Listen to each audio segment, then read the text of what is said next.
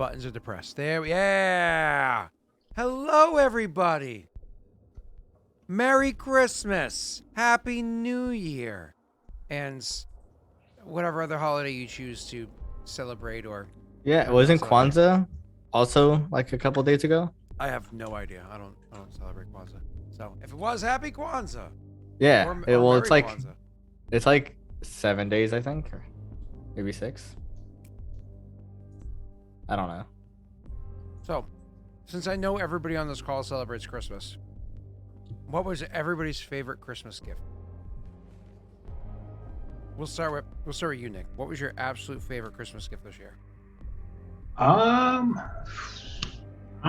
for me, I all my gifts were good because I'm a terrible person to buy for.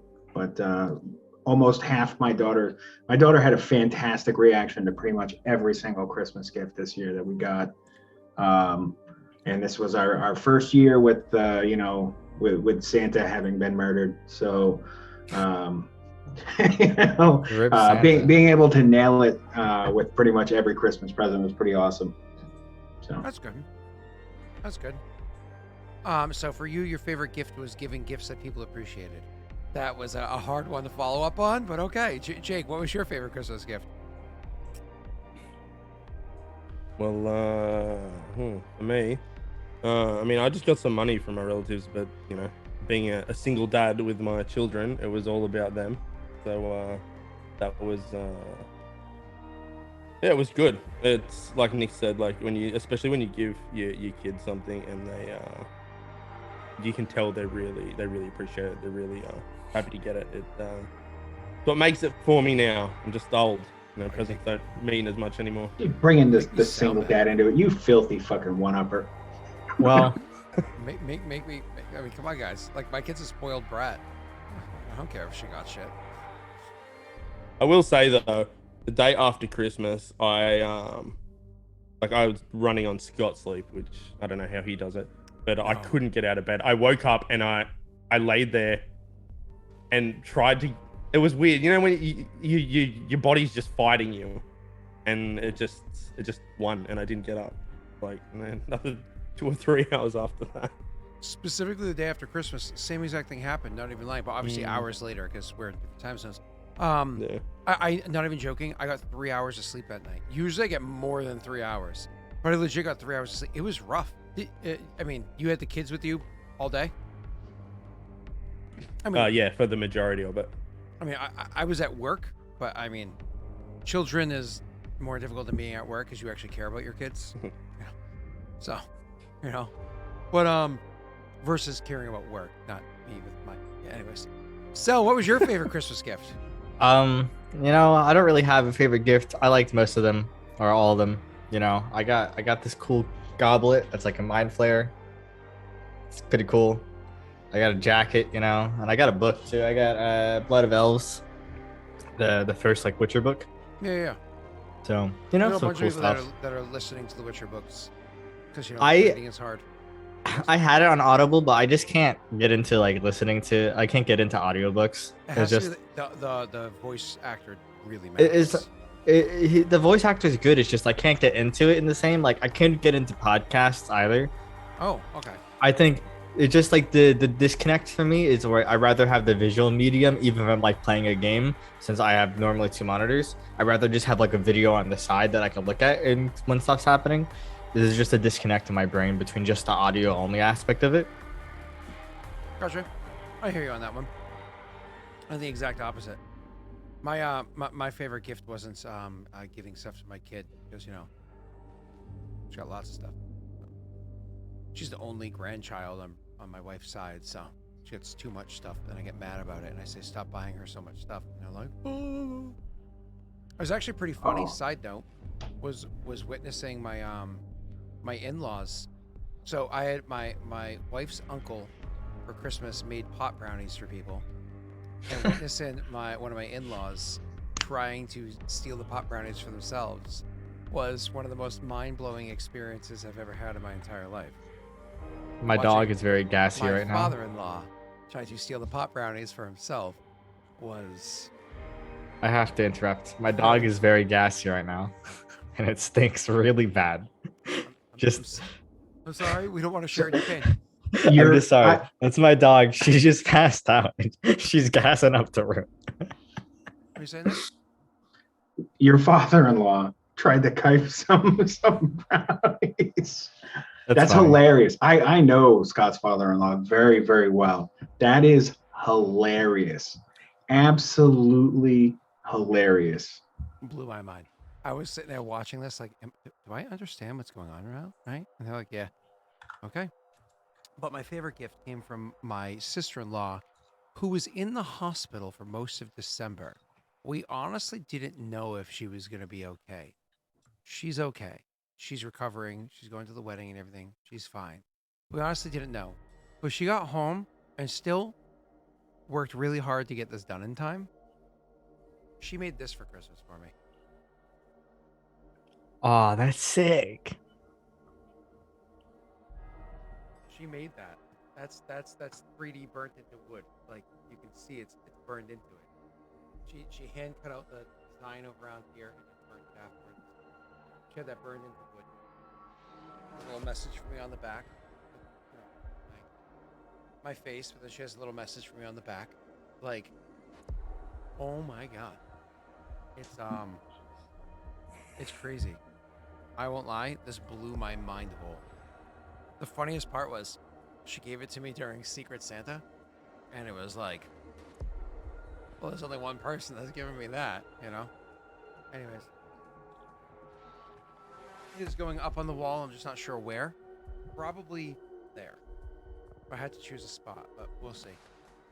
Okay. Yeah, you have to be able to zoom in on it. Yeah, right? Or press a button and it drops down. That'd be a bit silly, but I would respect it. All right, cool. Who wants to pick us up where we left off last week? Because last week there was a little miscommunication, and so we ended up not playing, even though we were intending to play. We ended up not playing. It was this. I was getting in my car leaving from work, and I was like, "All right, you guys good to go?" And Sel responded and said, "Yeah."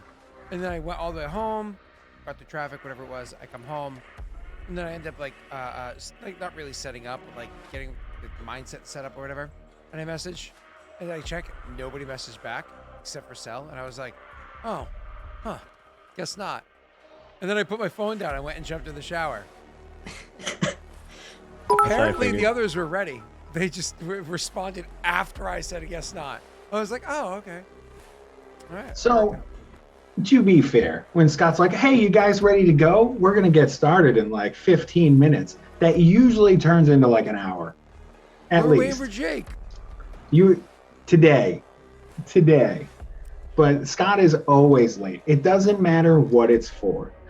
Hey, Nick, let's meet for coffee. An hour and a half later, hey, never mind. Let's meet at the farmer's market. The farmer's market's about to close. Oh, hey, you want to just go to the park with our daughters instead? Oh,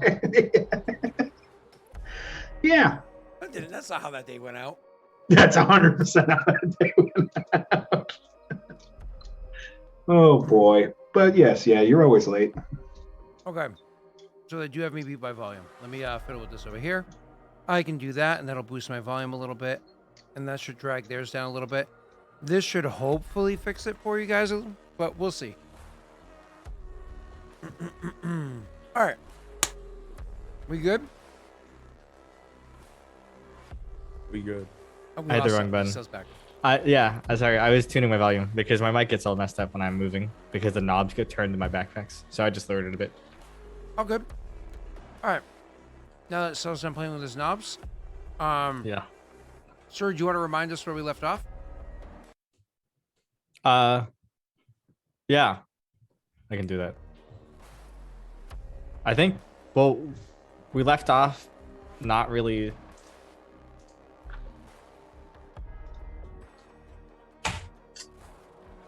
I did, sorry. My little sister is threw Krabby Patty at me. So where we left off is that we left off at basically not beating the Red Mongol troops, and we debated on setting up some traps or whatever, and decided that it would be fruitless and it would just cause unnecessary deaths on our end and really do nothing. And we just left Skull. There's debate, but yeah, it kind of came out to that. I collected the skull refugees basically almost entirely, and suffered more unrest. And then we did Nick Kingdom rolls, which went I think pretty well overall. Yeah, Nick, you came out all right, didn't you? Um, I think we all kind of ate shit on rest. We definitely took some losses for sure there, but I mean nobody lost an arm this round, so I'll take it as a W. TikTok almost did from our round. Is Jake up next, or did he already do his? I already did mine, I think. He did. Was it Jake that did his last week then? Not Nick's? I mixed it up in my head, I think. I know we're less than 10 days away from the next Kingdom Roll. No, So I think it it's went- already at my Kingdom rolls. Okay. I know you had a question you asked at the end of the last session. Yes. Did we want? Yeah, my birthday gift. That's what that was. I assume is that what you're referencing? Mm-hmm. These are yummy. Never had it before. It's terrible for me. It's yummy. Yeah, I don't know. We had a day counter. I don't know when my rolls are, but I'm assuming they're at this point. Presumably, time scale doesn't matter, but it might, I guess. For the sake of keeping track of months, we're still in the middle of winter, and winter says a lot of things happening, and you guys have a lot of stuff going on continuously on your whatchamacallits anyways.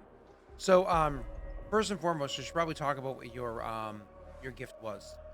The gift to you was something that was found by one of your people out and digging and whatnot in the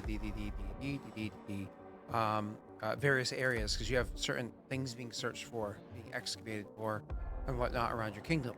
Well, what happened was over the area of excavation, of course, because that's a place of interest, even though it's kind of a dangerous area, being outside the most protected zones of your city. Young ones like to spend their time kind of, exploring and watching the interesting things happening there. So a couple of young ones are playing in the area when they themselves actually happened to find a rock that was of interest to them. That rock was then kind of passed amongst a couple of young ones. They played various games or whatever amongst them before finally it ended up in the hands of a person who understood that it had value. Unfortunately, this person was a bit of an undercut individual themselves, and they kind of used it to trade off for illicit materials and the like. They've since been apprehended, and don't worry about it. From there, the object then went from one shop owner to another, where in that same shop, you happen to have a particular gnome poking about. Before they saw it and were like, "Arr!" And had a bit of interest. Taking it down and offering to purchase it from the individual, realizing that this particular gnome had interest in it, tried to bring up the price considerably. Not happy with that, the gnome then went back and spoke to the others, and it was decided that if this was a real gift, then it would make for a wonderful gift and totally something worth investing into for the for Tessel, whose birthday was coming up. Unfortunately, if it turned out to be a bit of a bust, it'd be like saying, "Hey, for your birthday, I backed this Kickstarter for you," and then it doesn't go through. Unlucky. Yeah, I did that recently. So, got a different gift instead. So, moving on. The brain is not working. Eventually, they raise up enough money, acquire this funny rock, bring it back to the gnome's lair. They do a couple of tests and realize it is exactly what they thought it was, though unfortunately it's flawed. The interesting part is it seems as though it's dated. The thing is dated. It's definitely been around for a long time. Who knows how many ages it's been buried before it was kind of drudged up and found. Nonetheless, you find a stone that is innately magical, has its own kind of aura, its own power set into it. This is something that would have been around for since before the last horde, if not the horde before that, or even before. As to who it belonged to and what significance it bore, you have no idea. What you do know is that what's presented to you by your council when you finally return and have that time to relax and et cetera, is a scarlet. So it almost looks like crimson. For part of the sphere, it looks like it's crimson. For other part of the sphere, it looks like it's like a deep blue, almost like a sapphire color. It's almost like if you've ever seen a fire and ice opal, has this nice opalescence to it, where it actually gives off this kind of like a multicolor, almost like shimmer. And these, it's not like a perfect down the middle half and half either. Clearly, whatever these crystals are, they've grown together in a way that makes them twin crystals, right? They're twins. It's very interesting looking. And it is said that if you take this crystal and think upon it deeply, like think upon it for a few moments, then release it from your hands, it will actually hold an orbit around you. It gives off this really cool, mysterious look of just like mystical power. It being the first Yun stone, it would circle around on what would that be? The x-axis, right? Or Yeah. whatever plane this is, kind of goes around. So it'll circle around you that way. But one of the cool things about this particular Yun stone is because it's flawed, it doesn't work perfectly. As a matter of fact, its flaw means it can work one of two ways. It can either give you a +2 to intelligence with a -2 to your constitution, or it can give you a +2 to your constitution with a -2 to your intelligence. It's important to note that when it gives you the +2 to intelligence, it also comes with it a knowledge skill. It gives you max ranks in knowledge history. So whenever Does you it make it a have, class skill? it is not a class skill, Okay. but it does give you maximum ranks, which I don't know if you have like 1 or 2 or whatever you're in there so far. I have 0. So Oh, what level are you? 8. So it makes you tougher, which is certainly important sometimes, but unfortunately, your mental faculties suffer. The blood is rushed down there, if you know what I'm saying. Or it makes you more intelligent, but a bit frail at that time. When you choose that one, max ranks in knowledge history. Cool. Yeah. Can you kind of decide what it is on a daily basis? On a daily basis, exactly that. Yep, Okay. exactly that. And I will go so Interesting. far as to say, if you want to use magic device, you can even switch it in the moment, and as a 4-round action. But in doing so, you have a chance of harming it, of cracking. Interesting. You know what's funny? I was thinking you might do an ion stone because I know you really like ion stones. I should do, but I almost never give those out. No, I just remember you talking about them in Dark Sun. Oh, okay. Like Nick, how many ion stones do you think you've ever had in my campaigns? Maybe 1 or 2 ever. He goes from Chadwick to Chad. Oh no. Yeah, 1 to 2 ever. Sounds about right.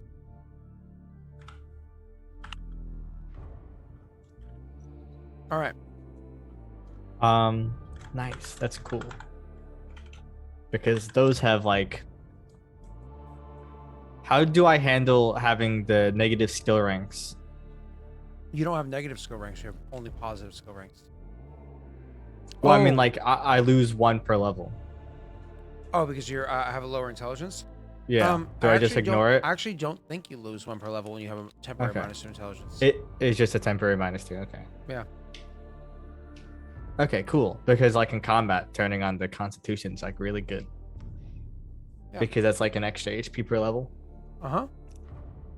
Then outside of combat, there's no need to have extra HP. It's Mhm. interesting. I think for skill ranks and intelligence, it has to be 24 hours for it to take effect, negative or positive. Yeah, but does negative apply to minus skill points as well? Yeah. Oh, look at that. Well, You just would have never to have make it it on negative for 24 hours. I guess I don't have to worry about it. Funny. All right. Just don't sleep with it on, I guess, right? Just choose one skill that you're maxed out in and be like, I got really bad at that. Yeah. Oh. What skills do you have? The only skill that's at 8 is diplomacy, which That'd be hilarious. When you're a battle bro, you lose your dip. You go from dip to probably dip. not. I could probably just lower my performance skills. Oh yeah, it works. because they don't really matter. I But kind of like the idea of your diplomacy going away. yeah, well, you can like it, but I use that in combat sometimes. I'm bad with words. It goes down to a 6, so it's not terrible. It's just only a 6. Yeah, I've marked everything I needed, and then this does. Can't you perform oratory around diplomacy anyways? No, you cannot. That is a bard thing. Well, we're like a feat or something that does that. Maybe as well.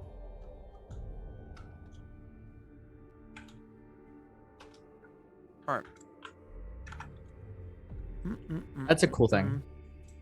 Yeah. Cool. I have no idea when Jake's birthday is. That would be March. Oh, coming up soon. So Yeah. I have it on right now for history. I have it on int minus con. Jake could have said, "Oh, my birthday's in January," and then said it again in like August, and we would have believed him. My birthday's in January. It's the end of January. Hey, well, my birthday's coming up soon. It's the beginning of August. I'm like, okay. I would have Yeah, known. but then that's when the clip is coming out, and then you just start sending like clips of double birthdays. Well, no, they'd have to let you get away with it for a couple of years before they start clipping it out. You know, if they called you out the first time, that's not as fun. They're gonna like send you the clip and start blackmailing you. You know what I mean? Like, I know what you did. I'm aware of your schemes, Jake.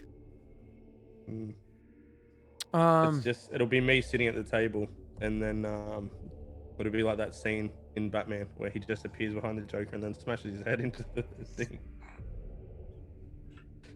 That's a really interesting item. Right? I like the idea of an iron stone flying around my head anyway. Yeah. It always looks thematically cool.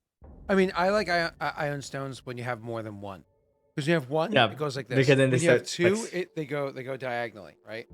You know? Yeah, When they you have just start three, it fucking goes- just eating Yeah. themselves across our face. Well, you know what? Since one's found, maybe we can find some more, Scott. Yeah. All right. Cool. If I ever do a Valkyria Chronicles RPG, ooh, what's up? I want to just buy the magic items in my kingdom. Just letting you know. Oh, sure, you can absolutely do that. Yep. There's nothing wrong with that. You can Just do it so right now. chat knows, I'm buying a potion of Fox Cunning and Ooh. the bandages of Rapid Recover.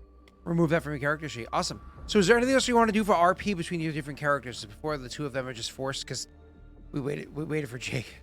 I totally would have just jumped into you doing it, but before we just jump into you doing Kingdom Rules, any other RP? Well, the question is, do we want to do Nick's festival first, and then my Kingdom Rules, and then I have my festival? Jake's the only one that's not being particularly festive. I got mine for free, luckily. Well, isn't Nick's it's his wedding thing, right? Yes. Well, isn't that going to be like a whole RP thing, or are you just going to go mechanics festival?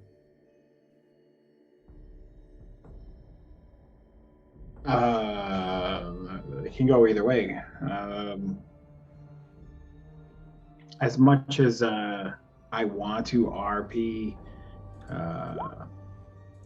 my budding relationship with Karzug with Scott, I think I'll throw a hard pass on that. That's fair. If you want, One of these days, I'll tell you the story about the Bard and the Harpy. Yeah. Well, the question is, because I don't know if you wanted to do any particular like role playing stuff for your festival in your kingdom as like a description to be like fanciful. Yeah, I mean, I have a general setting of what it's going to be and what's going on with that, but it doesn't matter if that happens now or after. It's funny. Whenever you say word festival, Nick, because you said it like 8 times, it always makes me think of Adam Sandler and the Festival of Light. I guess you don't usually use the word festival. You know what I mean?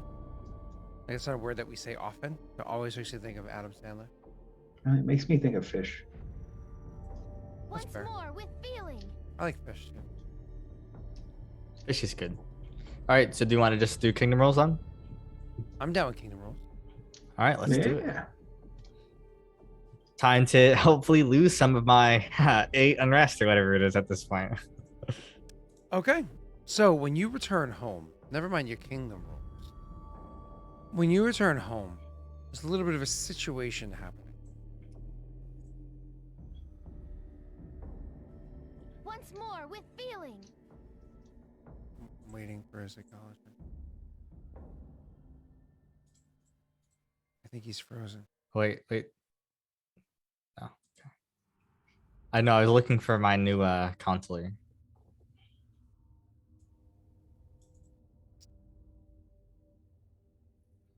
Is he there? Hey, he's rejoined us. Okay. What? Oh, So, was I lagging? no. You were just off in your own little world for a second. So, yeah, I was looking for my new counselor. oh, good man. So, anyways, you what was I saying to you? Sorry. When you return home, there's a little bit of a situation that you're gonna have to handle. Unfortunately, your council, while they were able to give you your gift or whatever at one point in time, when you return home, you have a Lenny is not doing well at all. Oh yeah, I forgot. Yeah. I can't remember. You rolled a fortitude save for Lenny, didn't you? No, he didn't roll anything. It was just a curse because he got it all over his laboratory. Could you go ahead and have Lenny just go ahead and roll fortitude save? Can a curse really be this bad? 2 things I have to deal with. Where's at least he's level 5. That's not great.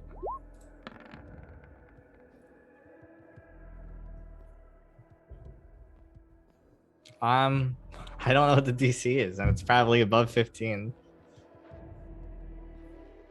Do you want to luck it? No, you don't. You're gonna leave it as not- it is?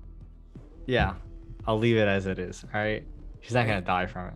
Are you certain? I'm 1,000,000% sure he's not gonna take 22 points of damage. No. Oh no, he's not gonna take 22 points of damage. Yeah, he'll be fine. DC was 14. Lenny, unfortunately, comes down with some sort of sickness where he's so cold, so frigid from what is happening with these mushrooms, these strange mushrooms that are growing inside of his lab, that he actually freezes completely.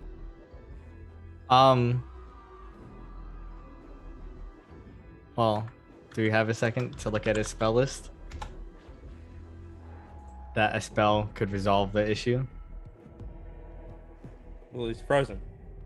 Well, before he freezes, I mean, it's not like he's like unfrozen and he's frozen. Yeah, but I'm saying, could he? I love Jake's response. He's He's like- 21 in. He's not gonna just not cast a spell on him to help himself out if there's a spell. So is the guy walking up like 10 minutes after the place is shut down, and he's like, "We're closed." He's like, "Yeah, but I gotta get in there today." He's like, "We're He closed." would have endure elements. I don't know if that would help, but he No. has endure elements as a spell. No." Well, I mean, I guess he's frozen. Woo. He has So- resist energy actually. Resist energy. It's not about the damage. It's something else that your other characters are able to avoid thus far. So Well, I guess Lenny's dead. he's not dead. He's frozen. He's frozen solid and he's not dead. I mean, The good news is that it stopped with him. If he survived, then it could have rippled out to others. You know what I mean? So, and by that others, I mean NPCs or whatever, not like your advisors or whatever. But it stopped with an important one. So, Lenny unfortunately becomes frozen solid. What eventually happens is that there is a Lenny's in there, and there's a realization that there's a danger happening. So others choose not to open the door or go anywhere near it. As a matter of fact, with what was understood from what the guard had said and the guard had experienced and whatnot beforehand, woo, hype train, from outside of Lenny's chambers is actually an attempt to break and successfully break the windows to let the winter's air in there. They've already stopped getting responses from Lenny, and they know they need to do whatever they can to try to get the dangers in there to pass. By the time you finally come home, which is several days later, By the time you finally come home, you're made aware of the situation, that Lenny stopped responding inside of his room.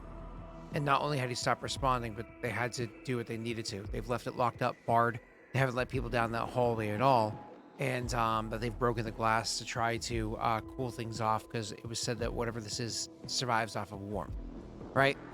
So that luckily it's a thick building. Warmth doesn't easily bleed through the walls. So what is it that your character does as he comes to this realization? I get some very cold water, and I Okay. drop my temperature as much as possible, and I tell them to unbar the door. I'm gonna go grab Lenny out. Go I'm ahead gonna and roll me a basically fortitude save. Do I get a bonus since I'm resistant to colds? Actually, if you have cold resistance, you're able to be down to, I think, cold resistance, I think, allows you to go down to 20 degrees Fahrenheit comfortably. So, I mean, yeah, I'm gonna just start freezing myself as much as I can. I guess I'll roll a fortitude anyway. Which for chat, that'd be like I think like -4 or something like that Celsius, -5 Celsius, somewhere along those lines. I don't know, maybe a little colder. Yeah, I guess my Einstein won't be on for this moment. Okay. So I don't have the negative to con. Okay. You can go ahead and roll. And I'm gonna add my charisma to this through Charmed Life. Yeah, 32 is freezing. Go ahead. Wow. Okay. It's a great start. Well, I guess I'm very cold. Wow. That sucks. I said 20 degrees Fahrenheit. Which is below 0 degrees Celsius.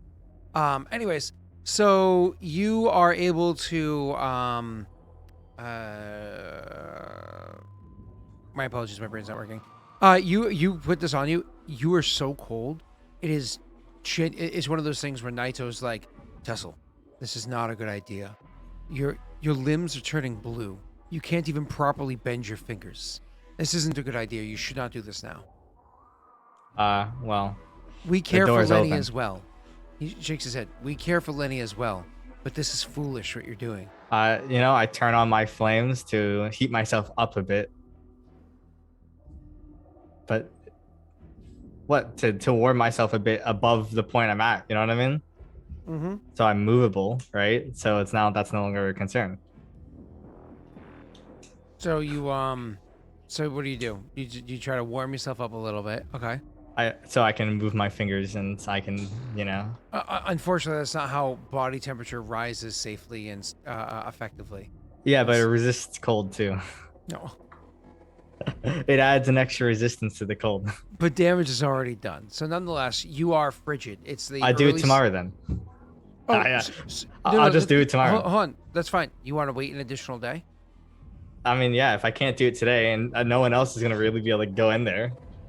Nobody else thinks it's a good idea to go in there, at least not yet. Yeah. I have other people in my kingdom that can cast first level adapt spells. So someone can cast Endure Element on me as well. Sure.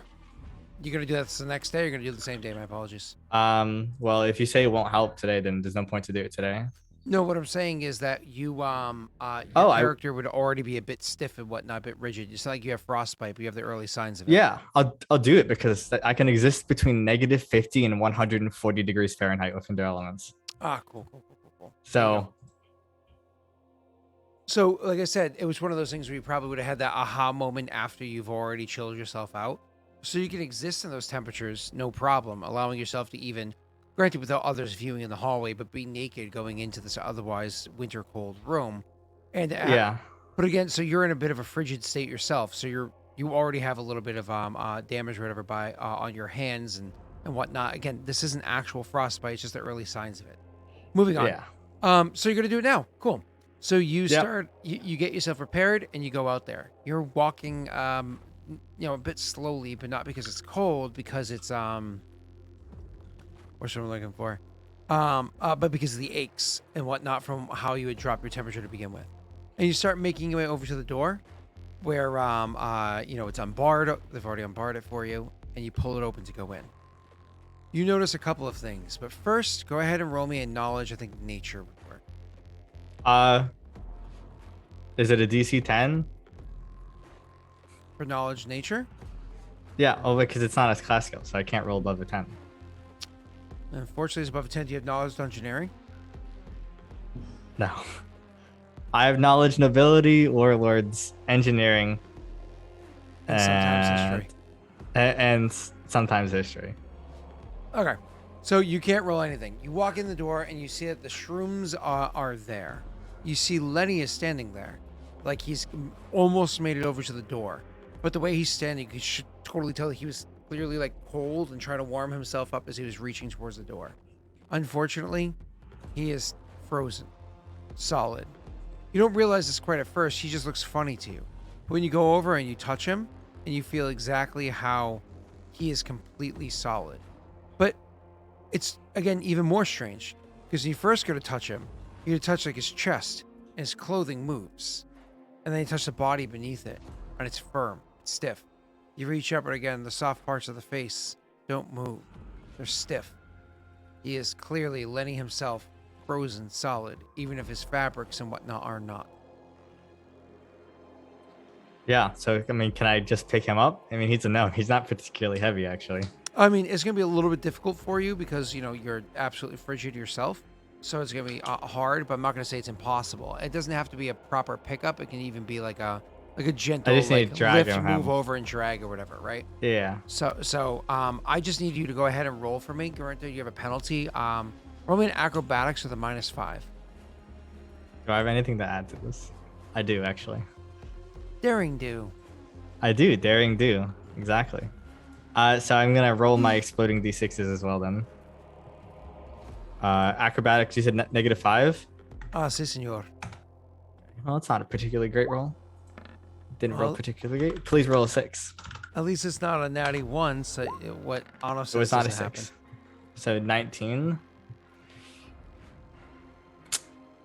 Do I want to luck a 19? Yeah, I will. Whatever. It's my King the Rolls coming up.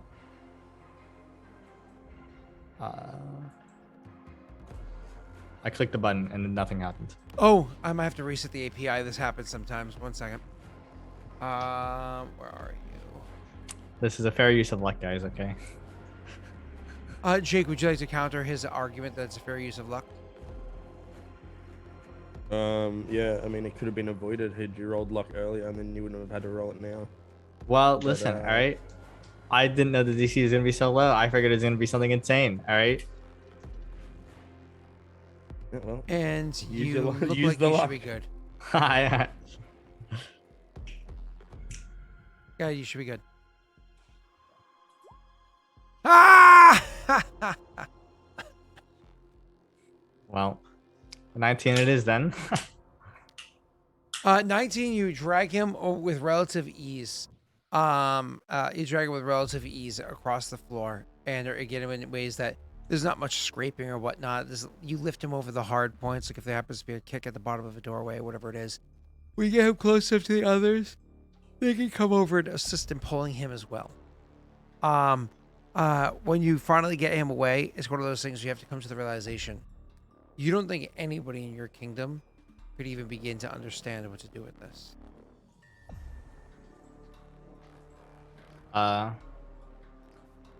Yeah, I'm assuming it's something related to heal checks. Maybe knowledge. I do have a new person that's great at knowledge nature, heal, and local, Who's your knowledge nature person? and herbalist. My new consular. Mazar. You want to go ahead and wait? Did they actually take that position yet? They're gonna this turn. Okay, cool. Why don't you go ahead and as you have Lenny pulled into a place where almost like an infirmary where he's lying there. But here's the issue: as he starts to warm up by being outside of the frigid cold room, who would be looking over him medically? I guess Mazada, right? She has the highest heal check, I think. Go right ahead. She's a doctor. Go ahead, doctor. Doctor, damn it. Yeah, and she has a healer's kit, which should provide a competency bonus of 2.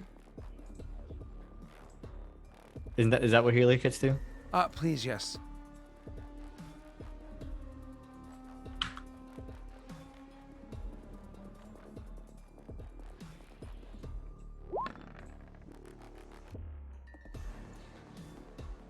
Happy with your 19? Um.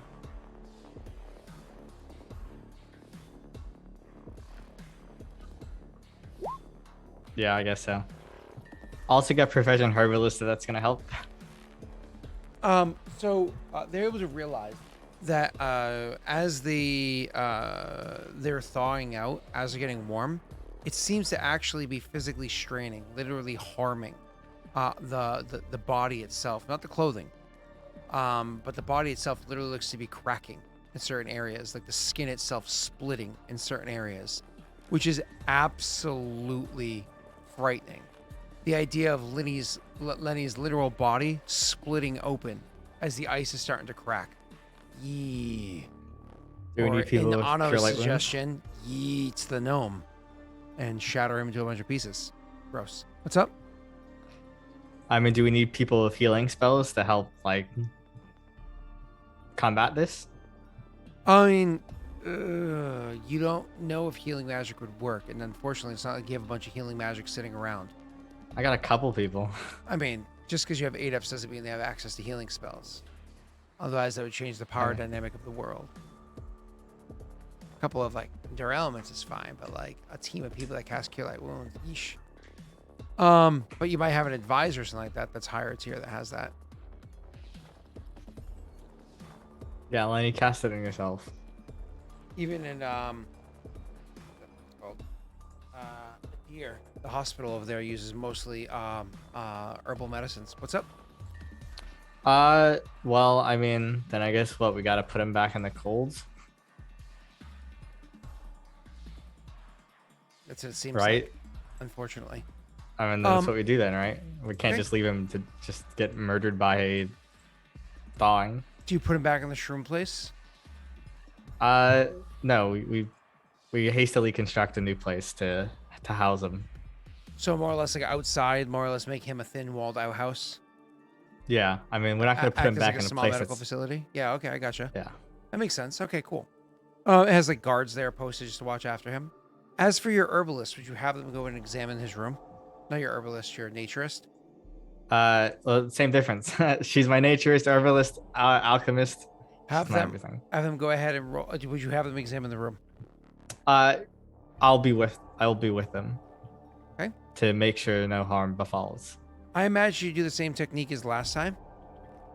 Yeah, we I guess endure elements them, or I could no, probably someone. Yeah. So if you have endure elements put on you, unfortunately, sitting to the ice water has no effect on you. No, but it will lower your effective temperature will be lowered. You just won't be bothered by temperatures. Yeah, the temperature won't bother you, meaning your own personal temperature will not be lowered.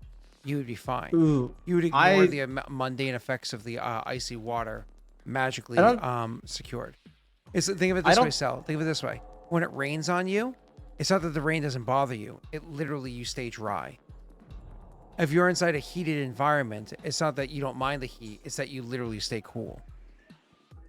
And so the opposite. I mean, it says you can exist comfortably in the conditions of, not like your body temperature isn't lowered. It's just extrapolating the idea that you literally stay dry, that means you would literally stay warm or cold as needed.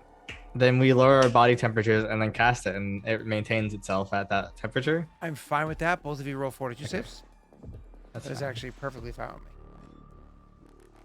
This is me, so this is with a +5 from my charisma.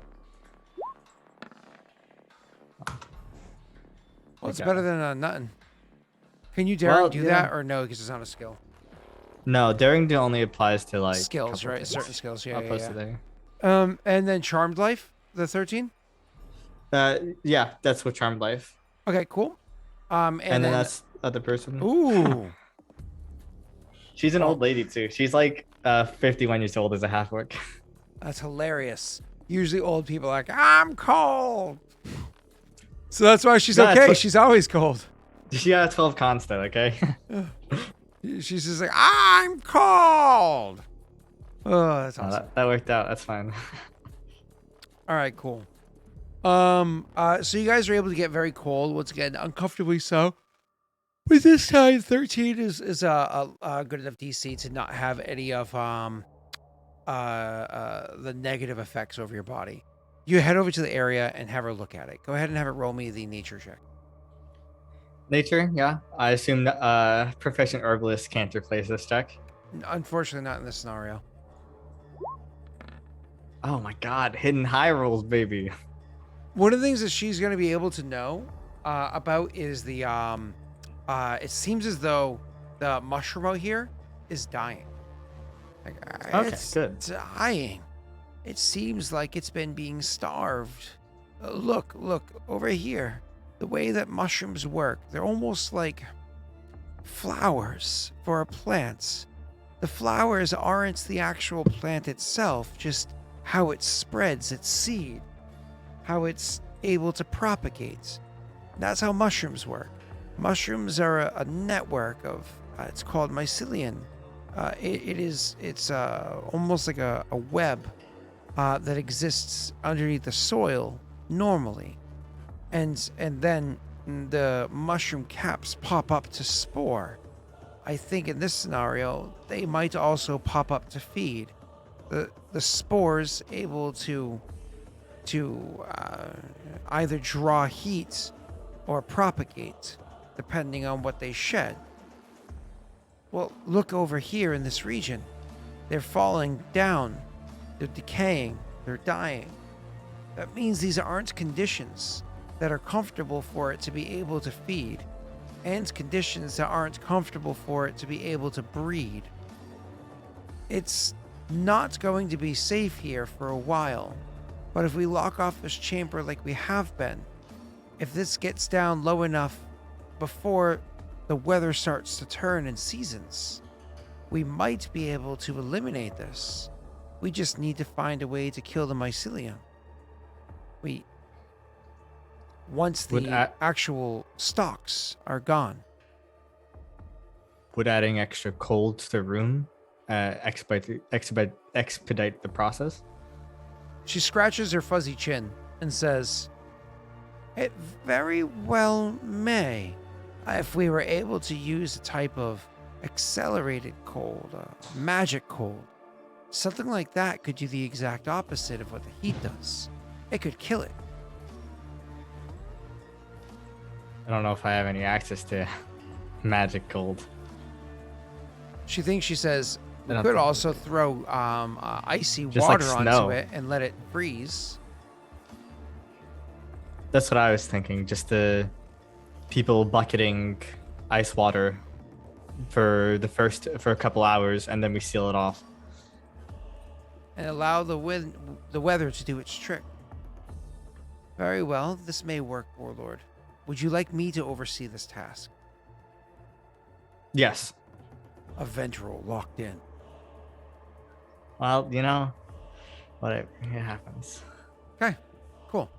That's Well- actually not a particularly difficult task. So Yeah. I mean, I hope not. It's just telling people to shovel buckets of water. okay. Shouldn't be too hard. All right, now we're gonna roll my upkeep phase now, I guess. Yeah. Lenny's using his do you advisor. send word token. to either of your people? I send word to Naren because he has a famed elementalist named Ryan. Who brings this word there? Just a random messenger? Yeah, I mean a messenger from my clan. No, that's perfectly fine. I mean, not like not one of your advisors coming and asking and requesting. Well, I guess it could be my new person that's going to help advise for next clan that I haven't made yet. And this Yes, I do. person's name is. Let's get someone in chat to name them since Cell did it. Yeah. I haven't made them yet, but it felt like a good time to just say that happens. Joey can choose their gender. Otto can choose their I suppose race. Steve can choose their age. Let me choose the name. Oh, you want to choose the name, Jake? Let Yep. them come up with the other information first, then you tell them the Yeah. name, okay? Okay. I'll roll upkeep phase then right now. Hold on. Oh, This is wait, important. We okay. want to get the RP out of the way. Thank you very much. A female. Okay, a female. All right, I'm what playing a race woman and what now. age? Thanks, guys, for making this new character for me. They're Perrin. and a 25. A 25-year-old parent female. Awesome. They probably still look human to the casual observer. It probably took you a minute to realize that they weren't human. I'm just replacing Shoka's keep because they didn't matter. They're unimportant. It's funny that the person that you sent over to Naren happens to be a parent when, you know, I mean, reputations. it just happens. Okay. You can imagine Naren's people being like, there's spies in the court. Probably not, because Karzak's parent. I know. He's also Perrin. And racism's not really a thing in So, Jinxie. Jake, what's the name? Well, I wanted to call them Gil, but That still works. That's what we're doing. There be Gil. 1 L or 2 L's? 1. 1. All right. Why Gil? JIL or G or Have you been playing GIL? Final Fantasy? GIL. That's what I thought. He has been Gil. playing Final Fantasy. There'll be Gil. No, That's why it. Gil? I don't know. I was just thinking of random names, and isn't there that guy in The Simpsons? His name's Gil. Going back a long time for me, but I remember as a kid there's that salesman, Gil, and he's always trying to sell stuff. I'm gonna look it up now. Simpsons show Gil. I don't know. Oh, Gil I- Gunderson. Oh my God, plain old. It literally under the thing that Simpsons character Gil Gunderson is a plain old loser and an unsuccessful businessman who has dozens of jobs in Springfield and is a good friend of the Simpsons family. He is voice acted by Dan Castellaneta. It's a very Italian name. I just can't pronounce all right, it. so this Perrin woman from Clan Shadow approaches Naren, presumably. With Still a letter. in shock that you're sending me a 25-year-old female that's either named after money or a terrible salesman. And I don't know which is more offensive. Well, I mean, your people aren't very aren't the most convincing type. So I heard you are settling down. Here's a Yeah. distraction. This is.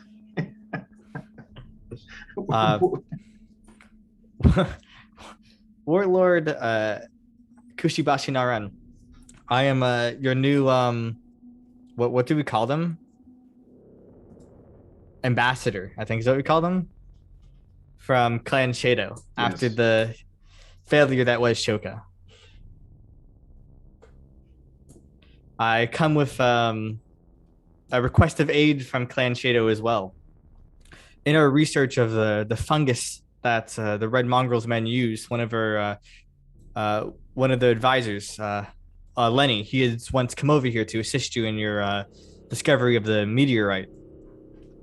He has been frozen solid. We hoped to have the aid of Ryan, your elementalist, to help cure him of this. I understand. This is Ryan. Where are you in your research of the plight of fuck and its any possible ways of combating it?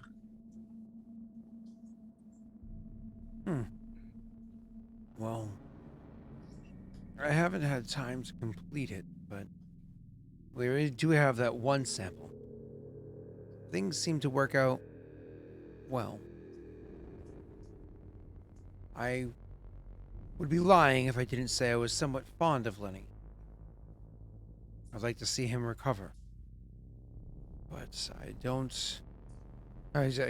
he says he's one of the few in this region that actually happens to be older than me. I'd like to see him recover. The concern I have, Warlord, is that if we don't act, likely he will die. If we do act too rashly, the same could happen. If I may make a suggestion, the ash that we used before was only limited supply, but perhaps it could be of aid. Maybe we could even go so far as to confirming, assuming Lenny's condition is as described, perhaps we could do something like remove a digit from him, a toe, a finger, or the like, and then we can test on that rather than, the alternative. I'd normally suggest rats or something else, but even a commatory. But if this mushroom of sorts is dying, we don't want to feed it just to test. He does look to the advisor and say, but if we did, we'd likely get more accurate testing. I don't believe testing is wise. It's in the center of our city. If the testing goes wrong, it could cause a bigger catastrophe like what happened in Vosk. I understand. Yes, although I mean I don't have actual knowledge, but I mean if that was a concern, you dragged the fungus-ridden corpse through your entire city already. Didn't you? No, the corpse doesn't have fungus on it. No. It's just he's frozen. Yep. He's fungusless. Gotcha. Yep. Gotcha. The fungus is isolated to his study room. And it has been dealt with our herbalist. I'm willing to do as what I'm told, but I will say this, Warlord. Whether if we take the chance of testing on rats or the like first, or if we remove a digit and test there, or just go into this without much preliminary research, whichever the case may be, I'm willing. Well, I think that will be up to Tessel. I say go prepared for all three options. You have my blessing. He nods. Besides, this would be a continuance of the research that we're doing as of now. I thank you, Warlord Kushibashi Naran, and you, Ryan. Ryan slowly nods and then gets his crippled ass up to go get his shit. Because he's like decrepit. Not just from age, but many diseases. Did you want me to take him back to Shado, or shall I stay to take up the post that has been left?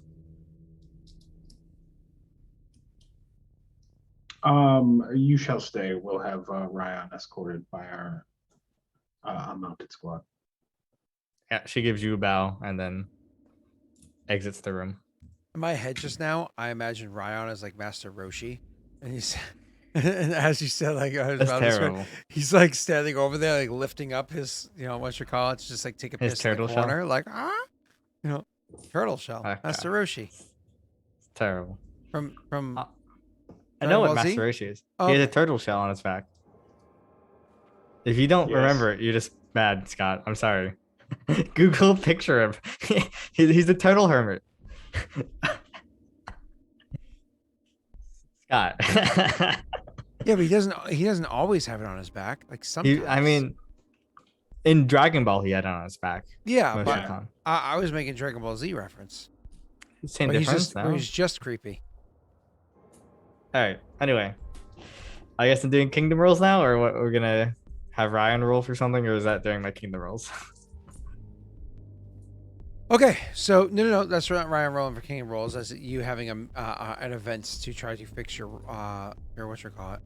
Yeah. Lenny's using his token, one of his tokens, absentee tokens.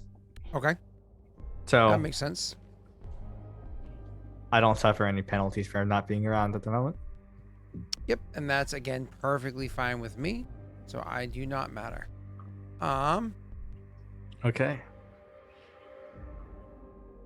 1 second. Okay, here we go. First thing. Ooh, hello.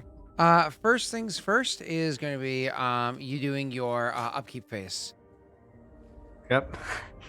How bad can this go? I mean, I can answer that question for you if you'd like. Do you want me to answer that question for you? Because it might happen. I've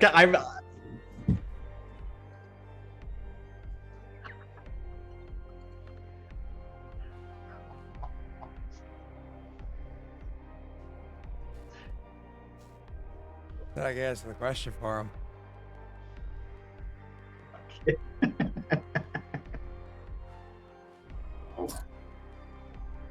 That's awesome.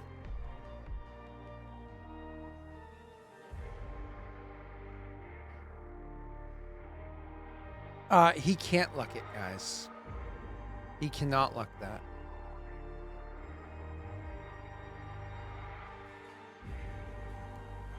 You remember, it's a -10. He rolled a natty 1. It's 10 less than what you see there. That means that's a 28 out of 39. It just doesn't automatically do the math for you because you can't do if and thens. Why? I gotta This roll a is why. d4. Why are you rolling a d4? Oh, I know why. This is fucking unbelievable. Actually, fucking unbelievable. I can believe it. It's been a long time since I rolled a natty 1 on a It's kingdom t- roll. No, I did it last week. Last time I rolled. On a kingdom roll? Yes, I'm critically failed this roll on an too. event roll, not on this roll. No, I rolled last week on my upkeep phase. I rolled a nat 1. I Did got you 3 really? unrest from it. Yes. Oh, I don't remember that. I'm so This is sorry. 2 weeks in a row. That's It's hilarious. unbelievable. No, because I have above 10 unrest now. I mean, is it really 10? Yes. I have Guys, 8. I have a 50%. I have a 75% chance of getting 10 arrest. I think it's only if it's above 10 that it matters, isn't Yeah. I have a 50% chance of. This is fucking so stupid. No one can complain about luck ever again. All right. it? I mean, they can. No. No. Joey, the roll me a rules. d4. Oof. Roll me a d4, Joey. Roll a fucking 4. All right. Oh, so check make sure Joey's not on a delay because he could be on a delay. After he rolls that d4, he can answer it. Yeah, Nice. I'm just fucking hell. Yeah, well, That's an 11. wow. That's right. Oh, Pour that wow, salt you on know. it. Pour that salt. Wowzers. Who would have fucking thought that I just perpetually am unlucky? Wow. You're unlucky because you chose. Look who you chose. Somebody rolls a 3 and 2 others roll 1s. I don't use all the luck. I didn't even use the luck. There was no luck making. Oh. There was 0 luck in the pool. Oh, that's awesome. I'm mad. Jake's This is happy. unbelievable. Jake's happy. It's happened to somebody else. Aren't you, Jake? I've rolled the worst on kingdom rolls for like the last 2 rolls. Objectively. It's a little rough. I won't lie. I kind of feel bad for And you. I've been cursed to have bad things happen to my people. Like I had an advisor die. All right. So you, sir. I'm fucking mad. Okay. So what happens? You pay What happens when consumption. Oh, well, okay. Done. Consumption's paid. Did you already pay the consumption for your military last time? I think you did. It's factored in. Because you did it last time. No, because it takes up part of your kingdom's consumption. No, I know. But if you look, your kingdom's currently using 0 consumption from your military. Oh yeah, I just removed. I use it in the our armies section above it. Yeah, like if you did this. Is what you're saying. Yeah, no, but it's not an expense. It takes out of consumption specifically. R is supposed to be for resting armies. Reserve armies, which you currently have 0, which is not accurate. I have 2, but I use that because active armies don't take out of your BP pool. It takes out of your consumption pool, which is different. I understand what you're saying. And but expenses don't factor in your negative consumption, which armies do. I understand all that, but active and reserve are 2 separate things. So usually you put Sure, active under the other category, but that doesn't matter. You have no Well, active. You yeah. paid for it last kingdom roll, correct? Yeah, I paid everything. Cool, awesome. Why does your consumption now say -2, whereas a moment ago it said 1? Because I put in the consumption cost for the armies in the consumption tab. I understand now, and then you changed it afterwards. Okay, cool. I just didn't see where you had it written. Perfect. Yeah. All right, thank you. So Moving on. everything's I don't know, baby. All right. Moving on. We have after that you're gonna use I believe it's a modify on fill magic item slots. You definitely have slots it? because you emptied them out. Is it next? Is it not assigned kingdom rules? Nope. It's fill magic item slots. Is there next Okay, thing. yeah.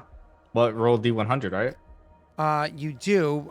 You may have deleted which slots you had when you deleted off of your sheet.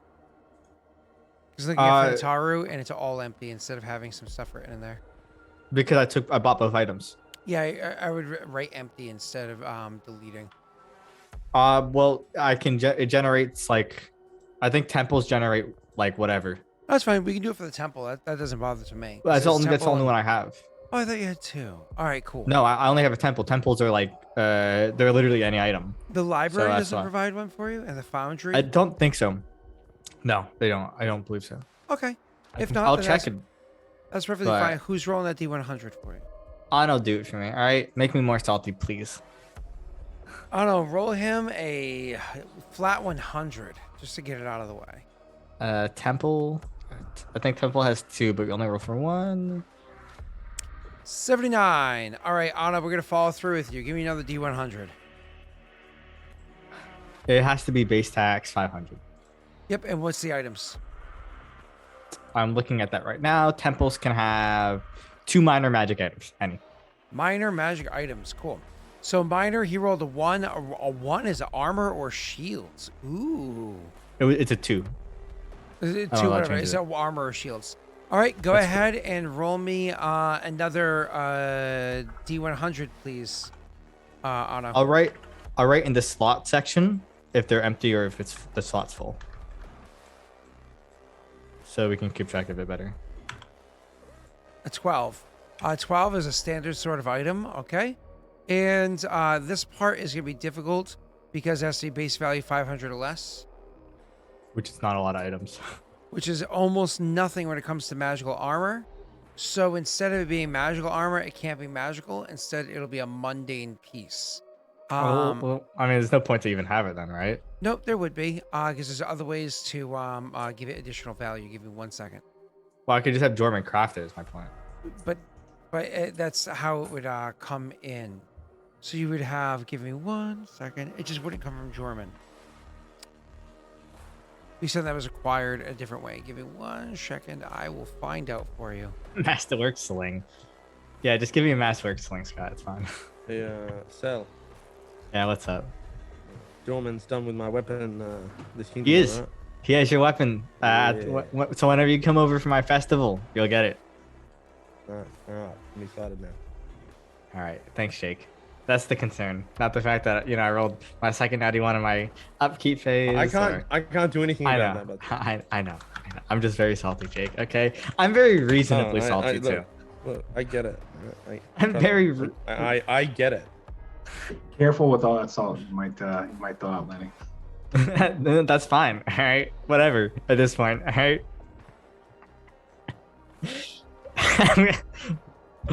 Oh God, I'm so mad.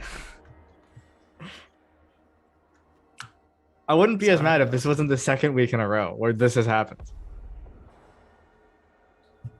There's a 0.125 chance of 5%. It could be worse. No, I don't think it could. I've literally It could. rolled the worst. It's Constantly. literally the Twice. worst thing to say. It's literally the worst, Jake. No. I rolled Look it. at I this rolled way, it. right? Sorry, I could have Hopefully, two. you I could have two more you unrest. can take your 3 unrest, or you could have like some type Brother. of natty 1 on one of your events things, and then your whole kingdom gets fucked. No, I'm losing hexes, Jake. You lose 1, right? You're saying to the guy who loses a hex every fucking kingdom roll. Yeah. All right. that's fair. All right. You don't, So you don't have 11 unrest still doing it though. that's true.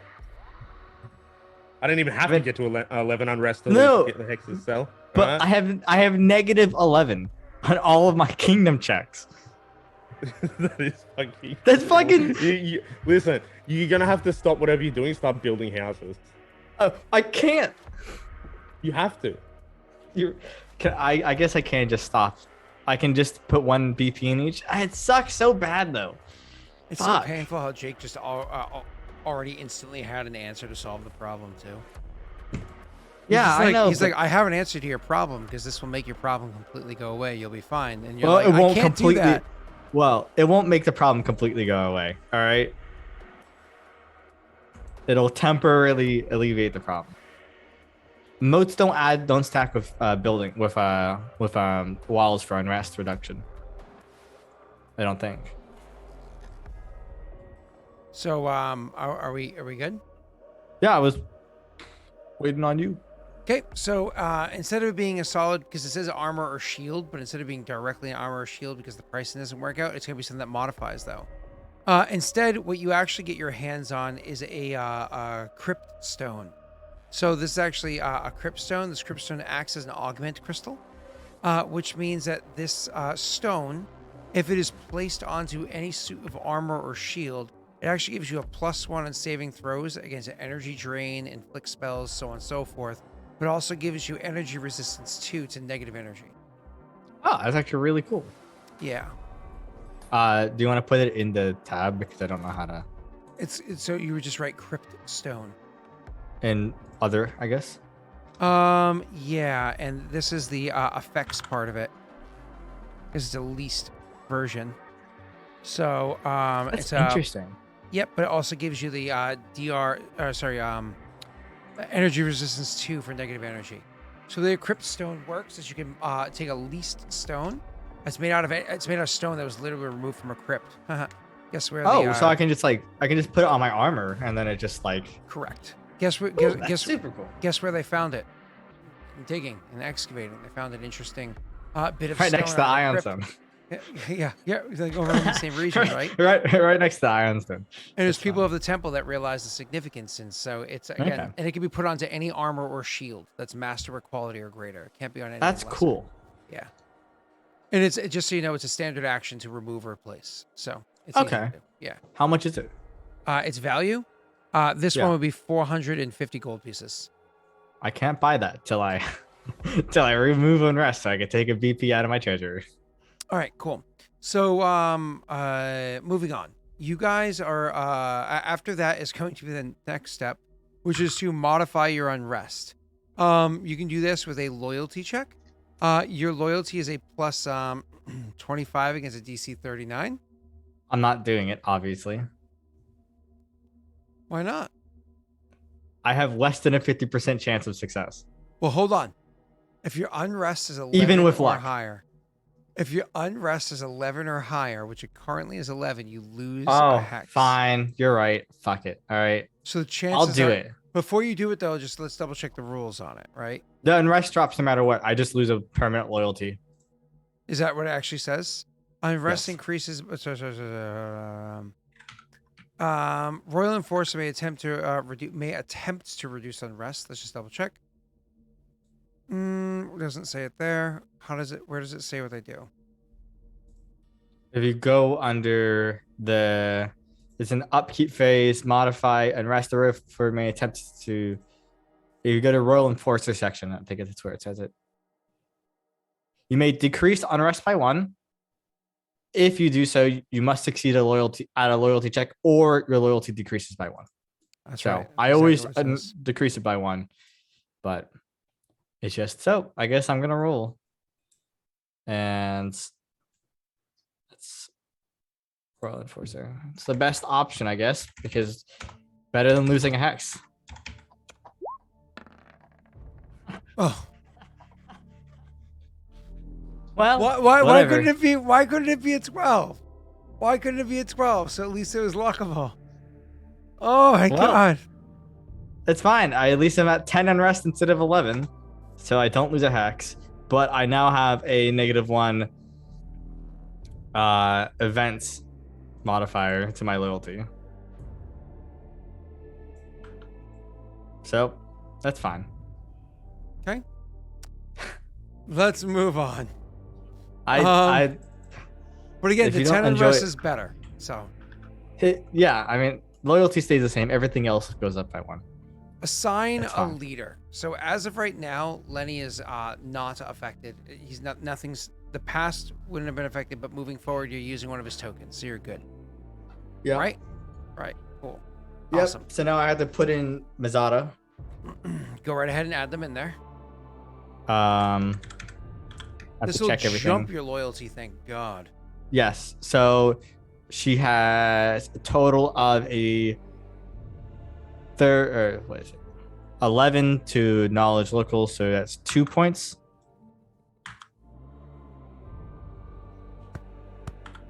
And then I get my holidays modifier back. And then she has what was her whiz 4, so 6. So my loyalty is now. Jump by 10. If I remove my unrest, I would be in the 40s for all my stats. So your loyalty. So had you rolled that before, this number would have been It's literally would have been with modifiers as they were before, a 37 instead of a 27. I know. You would have been luckable. Out of funsies, just roll me a d4. Don't press luck, but roll me a d4 just for funsies. And I get to add my Rolls a 1. Oh. And I get to add the Viceroy Who's your viceroy? from Sand Dudes or Salt Dudes. Oh yeah, you do get to add the viceroy from that one. Did I ever give you the details from that one? You did not. They get you the viceroy. Was that the guy's name? They said that was the person that actually was there. What the hell was his name again? I don't think he wanted to stay as a Viceroy. I thought he wanted to send someone else. Oh sure, we can have him send somebody else. That's fine. That's the impression, because he's like, I kind of just don't want to do this, but everyone else is telling me to do it, so I'll send someone up here and I'll stay home. Well, the person doesn't usually stay there. They just report back to you. Yeah, well, they have to stay for a week. They have to do stuff for your kingdom for a week, but they don't have to be there for a week. Yeah, sure. His name was Gren Bjorn. From Clan Gren, we named him. Yes. So his first name was? His name is Bjorn. His clan name is Gren. Well, I'll let you type that in there, because Bjorn is BJOURN or some shit like that. I think actually how you spell it. Anyways. No, it's that. Oh, so no you. Gotcha. And so as a viceroy, you add half your wisdom or intelligence modifier, plus you get other bonuses for other attributes and whatnot. This particular person is going to offer you a +2 to your, what is this, loyalty? Economy. Yeah. Is that what it says? Yeah. I should have had different viceroys, one for economy, one for loyalty, one for stability, but it's economy. That makes sense, though. Yeah, so he's going to add economy, and then it's modified by knowledge geography. Yes, that's why you're getting a 2 instead of a 1. Okay. That is why, sir. Otherwise, you would only get a 1 because it's half modifier, and they don't have like +8s, or +4s, I should say. Sorry. Moving on. So let's after Kingdom isn't complete shit right now, boys. 10 unrest though. 10 unrest is really rough. All right, are you gonna claim or abandon hexes? Haha. So anyway, next phase. Are you gonna claim or abandon hexes? No, I'm not touching anything. No. You're insane. Why don't you want to claim a hex? So next we get to buildings, right? Okay. After that is going to be build terrain improvements. I'll build the road once the volcano explodes. No volcano. So you're just gonna wait? Let me ask a question, Scott. Is the negative stability check, is that to have the volcano explode? Can be honest with me. So if you're not gonna do any terrain improvements at all, let's move on to your improvement edict. So this is gonna be for like houses and all that you're building. So that's gonna be military. I'm stalling my constructions, putting 1 BP in each to have them stalled for the month. What were they? My academy and theater. Because neither of those reduce BP. Gotcha. So I'm putting a BP in there. Somebody at one point in time pinged us and said something about walls working differently. I was at work, so I'm just remembering this, but I was like, there's too much text, I can't read this right. The walls, it's saying the walls aren't like walls facing one direction. It's more of an abstraction where if you have 4 walls in your kingdom and then you build a new district, it's like all the walls are kind of stacking up all around the city, just like the level of walls and stuff. So it's just saying the defense modifier is like a global modifier. Oh, but you can still build walls up to 4 times. 'Cause Yeah, that's or you how could build the- more than that. But well, yeah, but that's how the thing works. So it's saying I it's think internal stackable walls up to matter more than too. times 4. Yeah, I think so, but it's not really important at the moment. Yeah, so it's more like playing Kingdom or Kingdom 2 Crowns or whatever it is, where you're just building quality of walls with each upgrade, not Yeah, building not like direction. Gotcha. yes, that's what it was.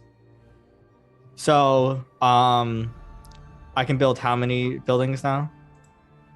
Houses, you can always do 1 for free, and then I think 2 beyond that. I can build 2 buildings, so I can build 3 buildings. 2 lower and rest. All right, so No, a moat. I'm gonna build one. Why are you saying 3? Because 1 free house, 1 normal house, and then a moat. That's Perfect. -3 unrest. wait, and then what? It's -3 unrest. Oh, so you're saying 3 things total? Yes. Okay, cool. Yes. So the moat is they take 1 month to build. So it affects at the end of my kingdom phase. No, it's instant. Okay. Yep. Oh, whenever it says 1 month, we assume instant. So that's 4 BP, 8 BP plus 3 is set. You is assume they 11. started it weeks ago, sort of a thing, you know? You assume that when it's done, that's because they've already started it, and this is when they're finishing it. So 8 plus 3 is 11. Oh wait, Mhm. what's a moat in kingdom and rulership? That's what I think I need to look at. I have to double check that one. I didn't pull up those sheets. Well, because this is changing my original plans. Considering the catastrophe, You guys hear him complaining? He gripes a lot. moat is 2, and house is 4, so that's 10. So So 2 I'm houses spending and 10 1 moat? Yes, so I'm spending 10 BP on it. I'm just curious, why a house and not like a barracks or something like that, which also reduces unrest? Does a barracks reduce unrest? I'm almost positive it does. You can put it next to your other barracks, and in the future, you can turn that into a garrison. I just didn't think it did. Maybe a barracks doesn't. Maybe it's just the garrison that does. Oh, it does. Okay, then I'm gonna build one of those instead. So Okay. minus 2 more BP. You would put another barracks down here because Yeah. that would allow you to eventually turn these 2 into a garrison. Yeah, I'm cool with that 100%. I'm gonna where are you go put the turn other this- house?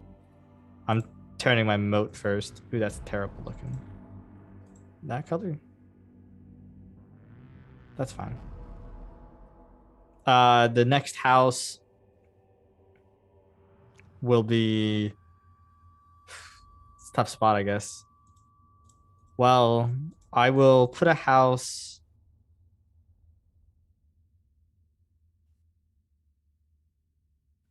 Not a lot of spaces I want to put a house. I guess I'll put a house here.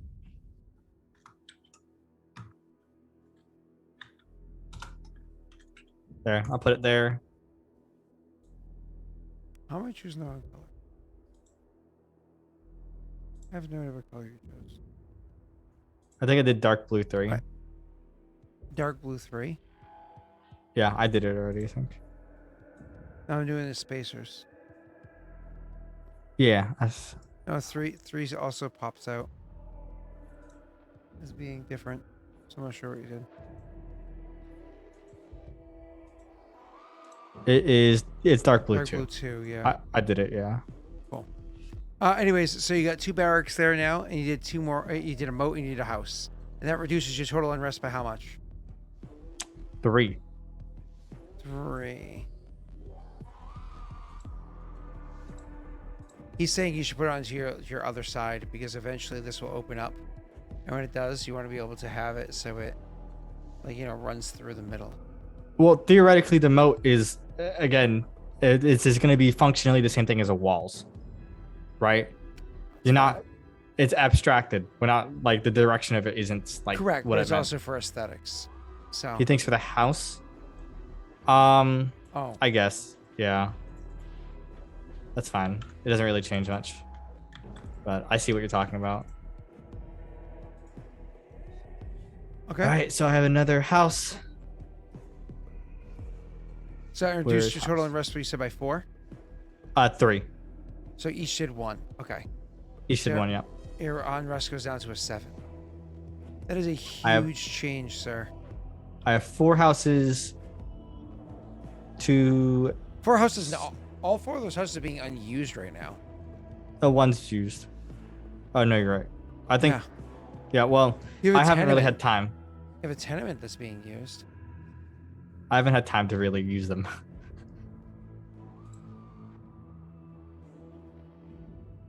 Okay. Good there. No, festival could give You- unrest. We'll do It we'll could do the also festival benefit. afterwards. So you've already that's a different thing.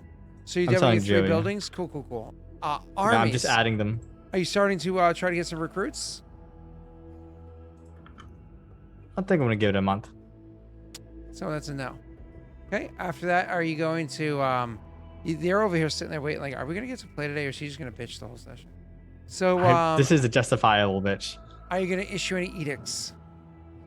No, everything is as is. Okay. After that, income phase.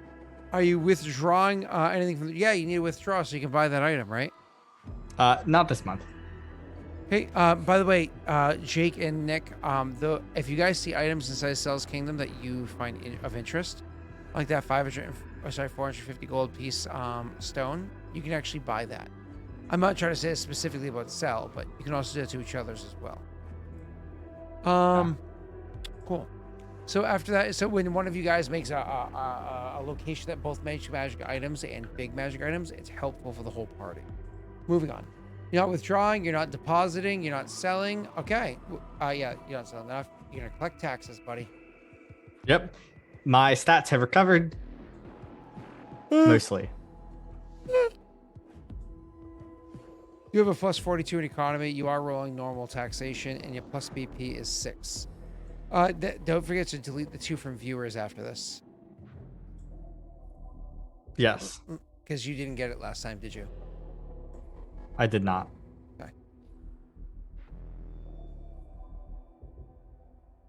So No, wait. I plus think I 3. did. Okay, then delete it.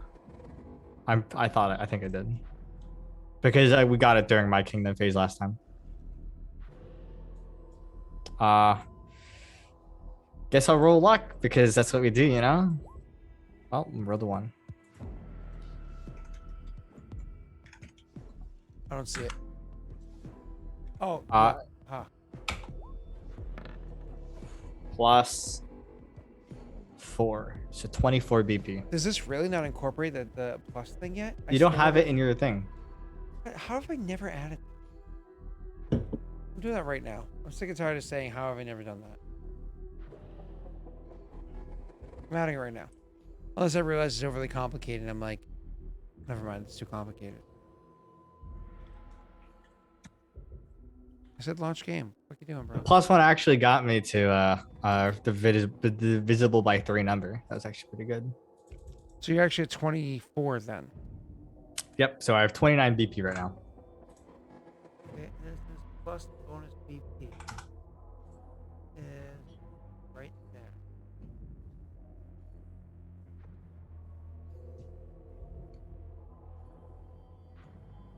After the multiplier. After the divider. Okay. Over here. Taxes.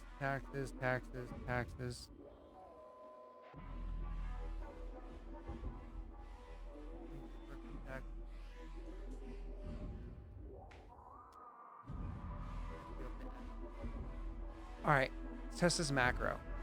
Let's see. Let's say that Kushibashi clan is using Kushibashi economy with a 1 on luck. Taxation is normal, and bonus BP is, let's say, 55.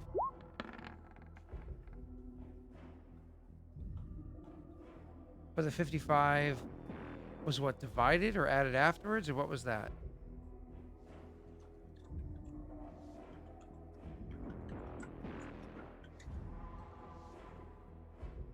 That's weird. You have the macro in the deer campaign. That's what Anna is saying. That's exactly where it is, but it's different because you guys actually pull in names and shit like that. Maybe because I put too many spaces in there.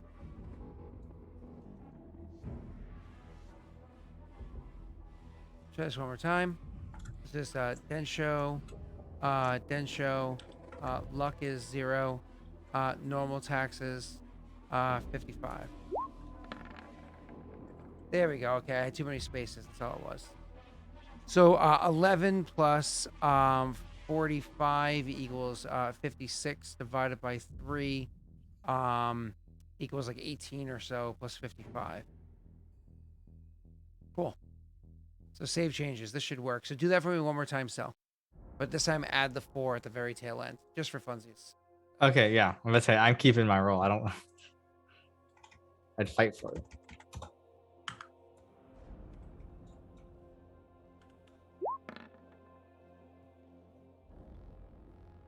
Because you clearly rolled lower. And you added 4 at the end. Cool. All right, it works now. Yay! Moving on. So, and you can keep your roll of your 24 total. You're good.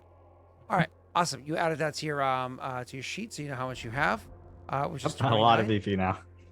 Okay, are you ready? Yep. So what do I need to roll for Mazada at this point?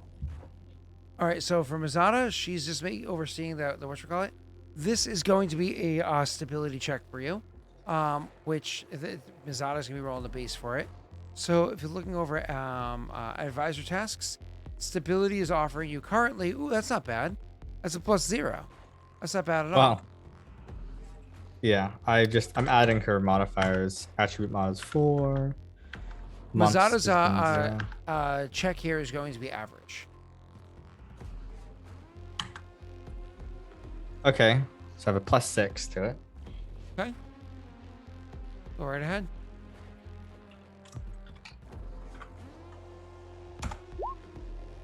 Are her ranks 11 or is her modifier 11? The ranks plus other mods. Okay, gotcha. So ranks plus miscellaneous, gotcha. Yeah. Okay, but you rolled a 3 + 6 = 9 and the DC is a 12. I'm sorry, Sal, but you know what you need to do. This is. We still don't have any luck. He Oh, we went do, rolled okay. 1, 2, 3. You know, you're almost there, Ano. Well, we got it. All right, it's above a 12. She succeeded. Her task of successfully freezing over everything seems to be working. It actually gets to the point where the rest of the mushrooms end up completely dying and being able to be removed from the area. All the stalks and whatnot are dead and removed from the area. And the mycelium is removed to the point where so long as there aren't too many people in there, as long as there's not too much warmth allowed in there and whatnot, the mycelium seems to be stagnant. It's suggested at this point by her that the entire floor is just, hacked up and removed and brought out of this place. And then they can handle where to put it after. It should be likely just kind of like thrown out into the cold wastes. You know, more buckets of water thrown onto it to finish killing it off. So, or at least, put it in permafrost for 3 months and then it wakes up and takes over. She succeeds. She kills it. Yeah. It does cost, unfortunately, a little bit in damage to the actual building where it's situated, but it does help to alleviate some concern and whatnot that's inside the area. Does not offer you any bits of stability or whatever, but it does offer some pertinent information. Maybe Cold. lowest my unrest. Cold seizes this problem. And supernatural cold, like say magical, very well may be able to fight back, if not kill it instantly. Something that's going to be looked after. She happens to be an alchemist. She says, I might be able to make a concoction that's able to rapidly cool the things around. I'll look into doing this for you, Warlord. Let's see if I can come up with something. She comes up with something. All right, cool. After that is going to be actually, to finish that off, go ahead and roll me an alchemy check for her. And what's up? Cool. What's Gren's his modifier? He doesn't really do tasks the same. I mean, I better just put him in there in case instead of just not. Attribute modifier would be a 2 as you see fit. Rank would be 5. Yeah, that's exactly what you see. Yep. That's what I figured. Right, 14, not great. 14 alchemy. She's not able to craft anything yet, but with time, she'll be able to get it for you. Cool. She Maybe if I knows what build to her an make, it's just herbalist difficult. place. Yeah, maybe. Or an alchemy place or whatever, like a specialty shop. All right, cool. Moving on. You are able to finish up with that one. Next task for you, sir. Lenny, being frozen. You can use Nick's character for this one, which means Nick's going to be the one that goes ahead and whatever rolls for you. Nick, correct me if I'm wrong, but is it base modifier is what, like a 6, and his specialty is elementalist, right? Or is that his focus or his special trait? I believe so. Let me pull them up real quick. That's in the advisor things.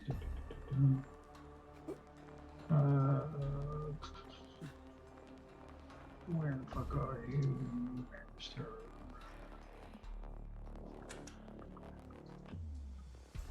Oh, Jake's like, call in all the children, the grandchildren, nieces, nephews. Call them all in. Shit's going down. And Cell's like, oh yeah, you can go on that trip. Enjoy your vacation. Hey, have fun out there. Ooh, catch some sun for me. Why is everything going wrong? That's like what's happening. Everyone's on. It's all hands on deck at the moment. I just keep rolling nat 1s, 2s, and 3s on every roll. The luck gods have opposed me today, and last month too. I mean, he's an herbalist. Look at the advisor task section. Yeah, advisor task section. Yeah. Your spreadsheet. Yeah, I'm looking at it. Oh yeah, it's alchemy, elemental insight, and he's temperamental. Yeah, elemental insight is a special trait. Yeah. Special trait, so but not a focus. His focus would be alchemy, and he's going to be able to work with what's her name in this one. Okay. Yeah. So why don't we go ahead? I'll allow your focus to work. This is for Cell. For Cell, this is a loyalty check as it pertains to specifically a person. He offers a +0. So what's your character's modifier normally, Nick? Ryan, he's normally a 6. And then because your focus is a +8, you're going to go ahead and you're going to roll me a +8, but you're going to be rolling me against a hard one. So you need to roll me 1d12. So you need to roll me a 12 or higher to succeed on your own. 1d20 +8, baby. Oh, geez. I believe in you, Nick.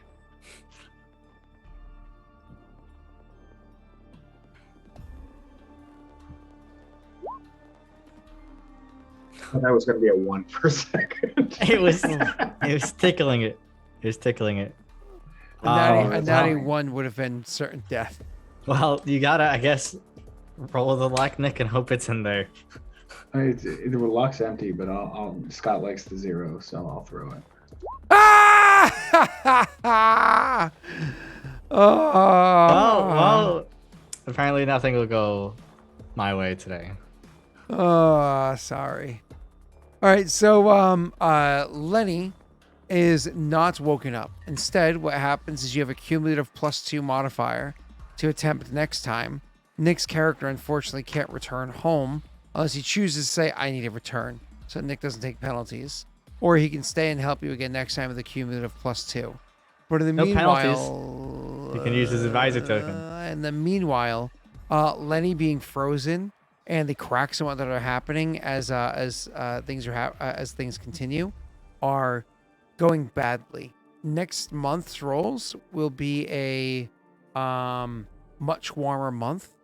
So if it's failed again, not critically failed, he'll have permanent problems with him. Critical fail is a different conversation. All right, cool. That is it. Unfortunately, Lenny is going to be gone you don't get him back yet. That's He fine. is frozen. All right. We didn't actually roleplay that out how you wanted it to even be done. That was supposed to be Ryan and Tessel. I assumed he took a toe. Okay. So he's missing a toe. How fun. Okay. Pinky toe. It's Yep. not very useful. Yeah, well, I mean, it's balance, but... Some argue it's vestibular, vestibular. No, it's for whatever it's called. balance, but only if you're somebody that requires additional balance. Like, because you do sports and stuff like that. If you're just like a random walking person, it doesn't matter. So Lenny doesn't need it. Yeah, exactly. Vestigial. Vestigial? No, not goal. No. Don't make me pronounce that Italian name again. All right. All right. All right, continuing on. So that was it for that one. All right, do we want to do a stability check yet? Sure, I'll roll it. Who Nah, I'm cares? just kidding. Let me just roll it. Why not? It doesn't matter. No, I'm just kidding. We're not doing that one yet. Yeah. Just making sure all these are done. Okay, all those are done. Just scrolling all the way to the top. There was... Okay. After that is this one. Let me just check this one. I believe all these are done too. More news. She's starting to show. Oh, nice. Could have been your baby. Wait, what the fuck? That's weird as shit, dude. Let's see. There was a show of bad faith. This is... Oh, this is the Densho people one. It's douchebags. Make sure you didn't miss anything. Nope, that's not you. All right, next up. I think you're all caught up with yours. I think Lenny's birthday is also 420. All right, and then finishing up here. I think once again, Shado. Maybe one for you over here.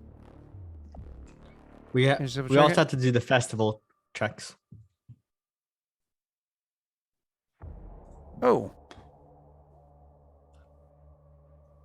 Oh, Warlord.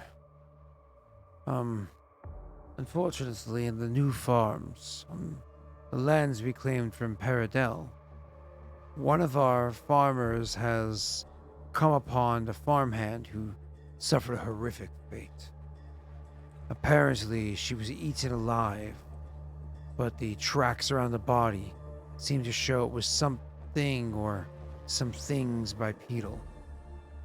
A strange nomadic Triaxian tribe recently crossed rudely and quickly through the lands and have become the targets of our farmers' ire, and they are demanding the clan seek retribution, or they'll go and get it themselves. Although a few children claim to have witnessed tall, thin creatures appear in the fields before sunset, and a few gnolls are occasionally chased off by patrols. Your royal enforcer, who is what, Attilia, right? Yep. She just shrugs and says, the Triaxians. We know nothing of them, aside from the fact that aside from what the old ways have taught us. They're not to be trusted. Kill on sight or be killed. I say we hunt them down. You're a marshal or warden or whatever it is. This is, I think, Tick-Tongue and what's his face there? Tark. And what? Tark. Tick-Tongue and Tark. Tick-Tongue and Tark. They think like likelihood of it being Triaxians is I think fairly slim. It's perhaps the gnolls. It's likely the gnolls. I would suggest we hunt down the gnolls. Your high priest, who happens to be Rima, says we don't necessarily need a hunt. Not yet, not yet. If we do, we can hunt them both down if need be. I think instead what we should do is investigate the children's claims. See if what they say is true. They are children. Very quickly, rodents become raging werewolves. Your magister, who happens to be Lenny, offers no information. But he has his advisors. His advisors say, Warlord.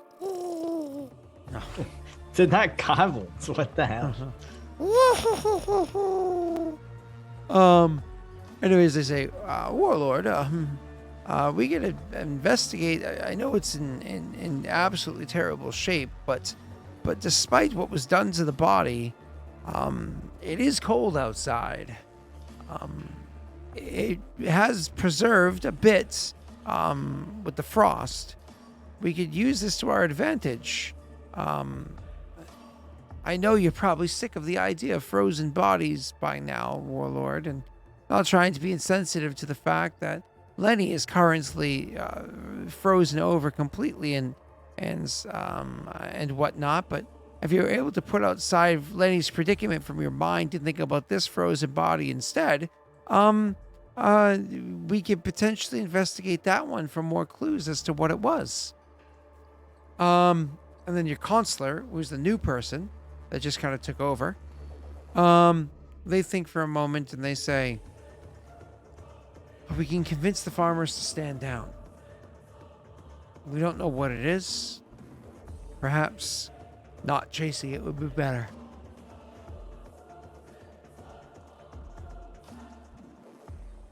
Do you guys want to weigh in? Nope.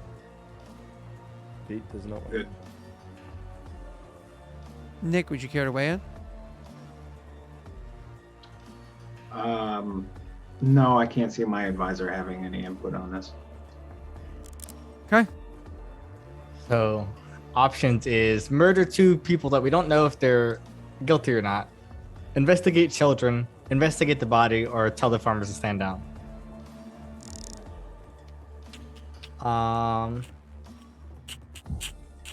Let's is there a penalty to the body investigation because Lenny's not there, or is it just normal? It would be normal. As though he's there.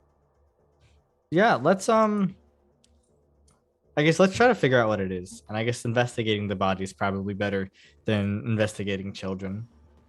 Okay. Investigating the body as Lenny. Or could we make contact with the Triaxians?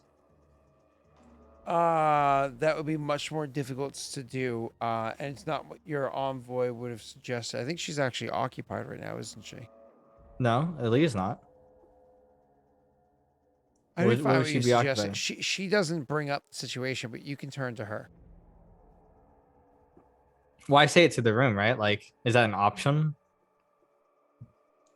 I mean, yeah, I'm telling you, it is an option. So I'm bringing it into game. You turn to Aaliyah and say, Do you know if there's a way for us to contact the Triaxians? They aren't stupid people. They can be reasoned with, I'm sure. I'm sure it's possible, Warlord, for me to be able to reach out to them. I would say the Triaxians are, from what I understand from my studying since I've come here, notoriously difficult to make contact with outside of the terms that they've arranged on their own. She says, correct me if I'm wrong in this one, kind of like looking throughout the room. But, I mean, the only one I think, who here is actually of Kajinksi? No, sorry, I'm in the Barren Lands. Is it just your merchant? My merchant? Yeah, who the hell's your merchant? I don't. Not German. Sorry, I was thinking somebody else's merchant. I was thinking Oh yeah. Jake's. Well, Lenny's gonna take over for German, but I guess I should probably none wait of till your he's active. people are from the Barren Lands, are they? Rima might be. Rima might be. I feel like she's Kajinksian though. I don't think it says. Advisors, Patreon, Rima. What's Rosin doing wrong today? Kajinksi. She's from Kajinksi. All right. Yeah. No, I don't have anyone from Let me check the your Barrenlands. Let me check your hype train people. Tar, They're not. Tick-Tongue. Tick-Tongue's Pete Paradal. chimes up and says, he'll actually get up and walk over to you and kind of lean in and whisper. Why don't you use the stone to ask Verix? I believe Lyra is a Triaxian originally from the Barrenlands. Maybe she might know your best course of action. Do I have the stone with me? I thought we gave it back to Jake. I wasn't here for that, so I was going to take it back anyway, but let's just say you have it for now. Oh, yeah, he was never said that he was taking it back for any reason. Yeah, I guess I contacts Verix. I have 25 words. Sup, brah? How best to handle communicating with Triaxians? That's kind of what I tell you. I'm trying to get in contact with Triaxians. How best can I do that?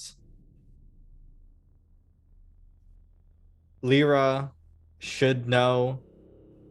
Pete suggested that. 20 words. All right. Well, before you mentioned Lyra, Varix would have just replied to you with like. Well, kill you them. would hear the But, whole but- you would hear the whole thing first, right? It all Yeah, comes off at once. You know. Yeah. Well.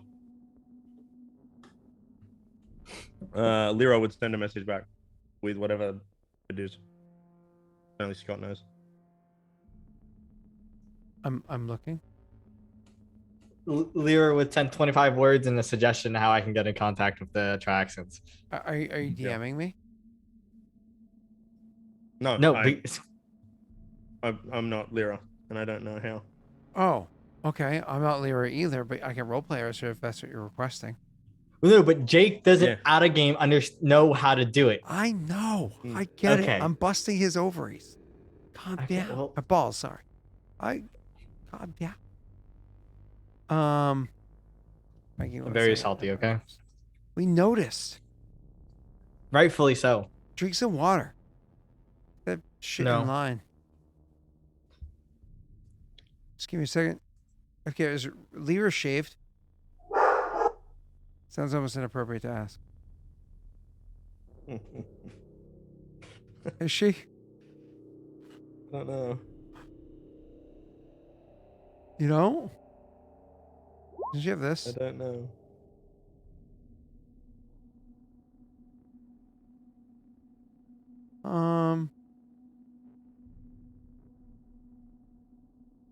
No.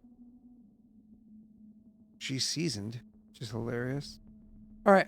So, Lyra would be able to respond just as a Triaxian and say, the Triaxians are difficult to encounter when they don't want to be, especially during their preferred season.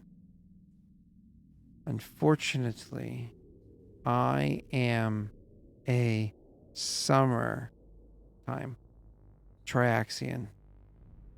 Good luck. What a fucking useless answer. She has no ranks in anything pertaining to the Barrenlands or that Well, kind but of stuff. it's her culture is the It's point not of her it. culture. She's a summer Traxian. It's a different tribe. Oh, we don't know this, I guess. How many words were left? That was it. It's 25. No, you only that's said 20. you Oh, said so it's like only 20. 20? Oh, she Okay. would have said, At the end, it says Varix says kill them. Okay. You know, so I get the response back. Okay, nothing of use.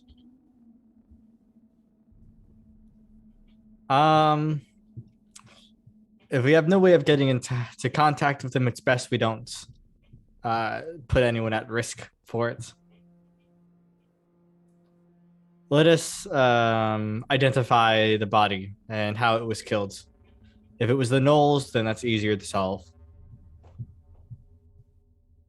very well. Very well. We'll get in on that. It was a hard check.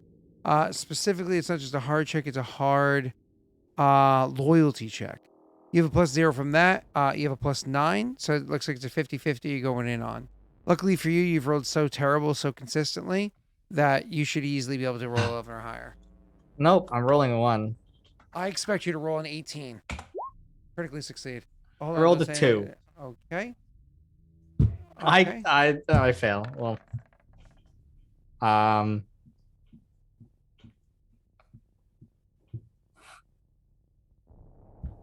Okay. So they come back and failure in this situation. it's a critical failure. Oh, is it critical? Yes, It is critical.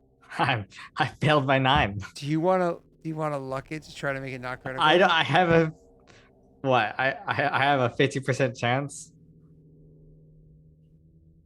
It's up to you. I guess I could have. I don't think about hiring adventurers. It's not the first thing in my mind. Do you want to luck Um, it?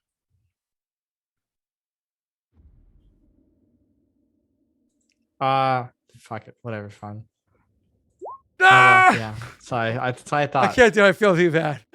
I can't do it. Oh. Yeah, I mean, I'm. Okay. So because it's a critical failure, this is the response. Warlord, what we've been able to discover, it seems like it was definitely the Triaxians that did this.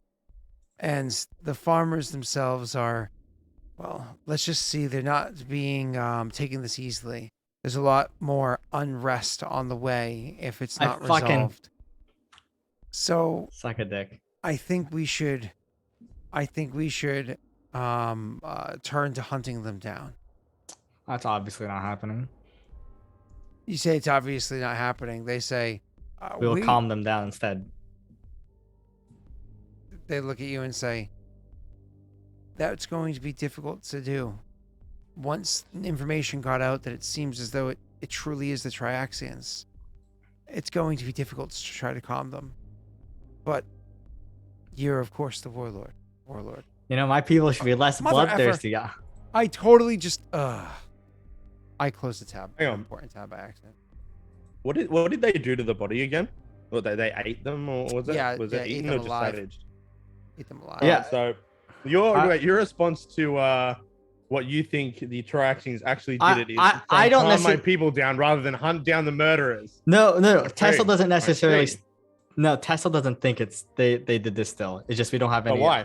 Jake, Your why? people, Because your people said your advisors. Hey, said, well, let me looks like it explain was the why. Triaxians. First of all, it's Yeah, okay. it's the advisor people, right?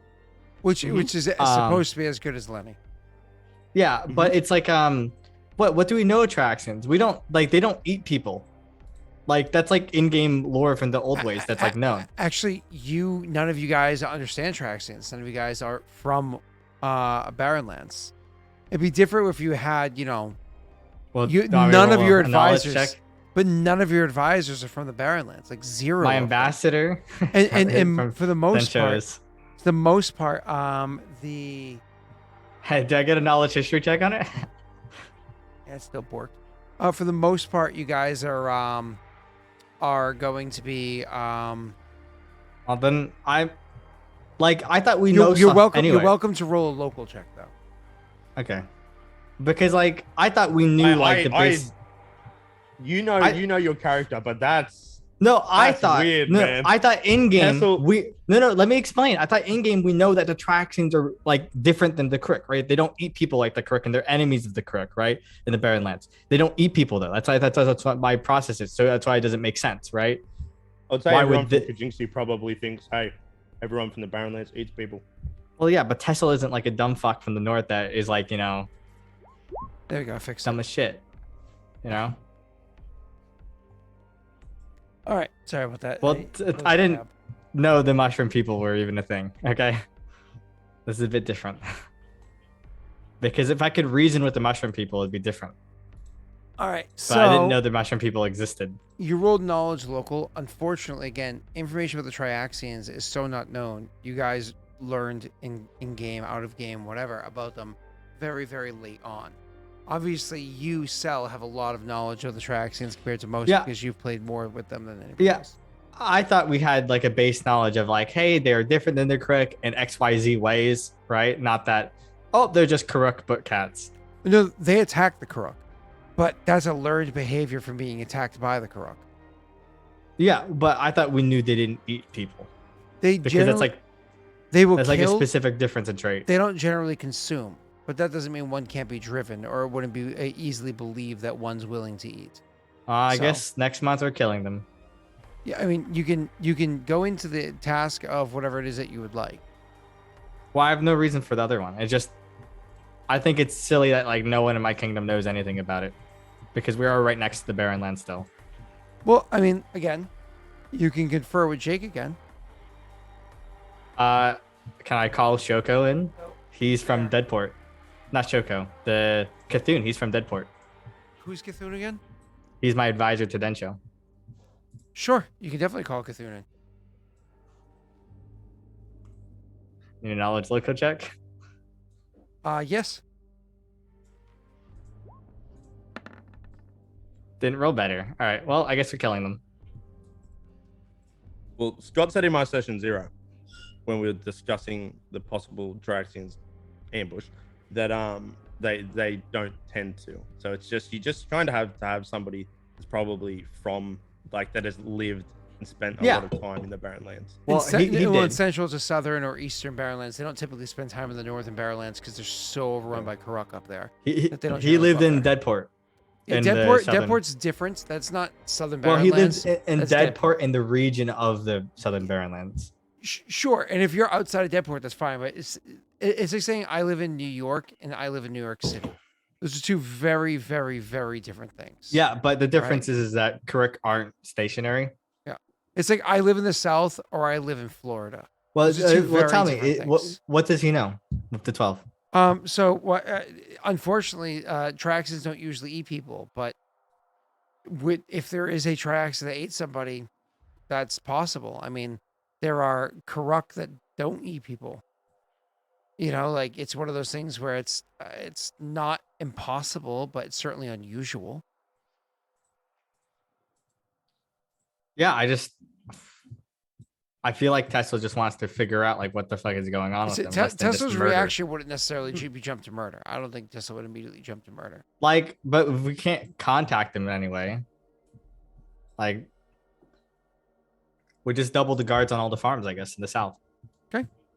You want to increase military presence down there. I guess so, yeah. Is possible. Okay, we'll worry about that one Yeah, later because on. that shows the people that you're doing something, right? Rather than just trying to calm them. That's what I was saying. Like, you've been told that. Well, calming them doesn't necessarily. So you go. I'm going to calm you down. Like, don't go hunting them. We're just going to let them go and not worry about it. This is calming them down, though. Calming down isn't just like saying, "Hi guys, don't murder." The calming down is putting more troops there to make them feel at ease. That's what calming is, right? In this context, it's not like, "Yeah, guys, just don't be mad." Like that's not like calming. That would be dumb. That's not what calming is in like this context.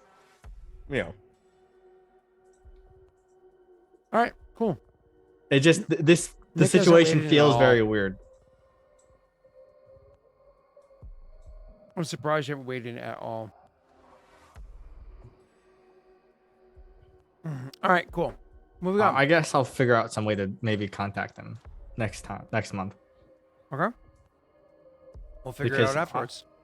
I don't know. Right. Tesla doesn't still believe this. Even if it's fine with Lenny, he wouldn't believe it. It just doesn't feel right. The situation feels weird. Yeah. That's fine. Again, I don't see Tesla as immediately jumping to violence. That to me doesn't sound like Tesla. You know what I mean? Yeah, it's just the situation's just odd as fuck. Mm-hmm. Yep. Have to figure it out later on. In the meanwhile, let's move on to the next one. Would you like to go ahead and roll that stability check? Yeah, I'm just rolling it in. I'm just gonna roll. With your negative modifier? Yeah, I guess so. I could do that. What's it, negative 25 at this point? I think it is, yeah. Can't wait for this. If this is the volcano erupting, I'm gonna be very mad. Why? Because I kept succeeding despite the odds. Watch him roll a natty 20. I hope he rolls a natty That's the 20. only way I succeed this check. Baby, roll a natty 20. I don't want to. For the love of God, I just want this to happen. I actually just want it to happen. Rolling with a 13. Okay, I fail. Scott, does the volcano explode? So, you were holding back something so bad. And you were doing such a good job in holding it back. There's just no way I can beat a negative 25. You have up until this point. No, I beat negative 20 where I had 3 numbers of success. This, I have 1 number of success. The volcano erupts. Okay. I fucking knew it. I fucking knew it. Jake can say it. I talked about this. I was like, this is probably the fucking volcano I've been waiting on. And new capital next Kingdom Rolls. I guess so. Well, it's not going to be my capital right away, but I can start building it finally. Do you Build into remember? the defensive structure. Buildings a defensive structure. Exactly. So canals were dug out and whatnot in such ways that the malleable rock the rock as it was still in liquid form or semi-liquid form is able to be moved and adjusted in such ways to make a very defensible structure. Yes. I knew what it was. I called this. I was like, this is the volcano. It has to be. It's the only thing that can make sense. Well, next month I get to build a city. Okay, perfect. After that is going to be if you have the money and stability for it.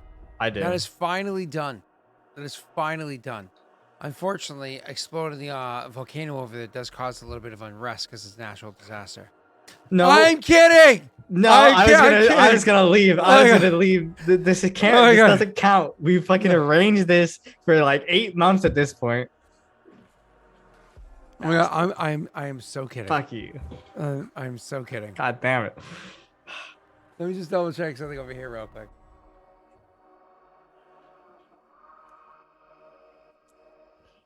What does the city get? Does it get just 4 walls, or like? You worry about that when you get to the city. Okay. I can't believe I stalled it for this long.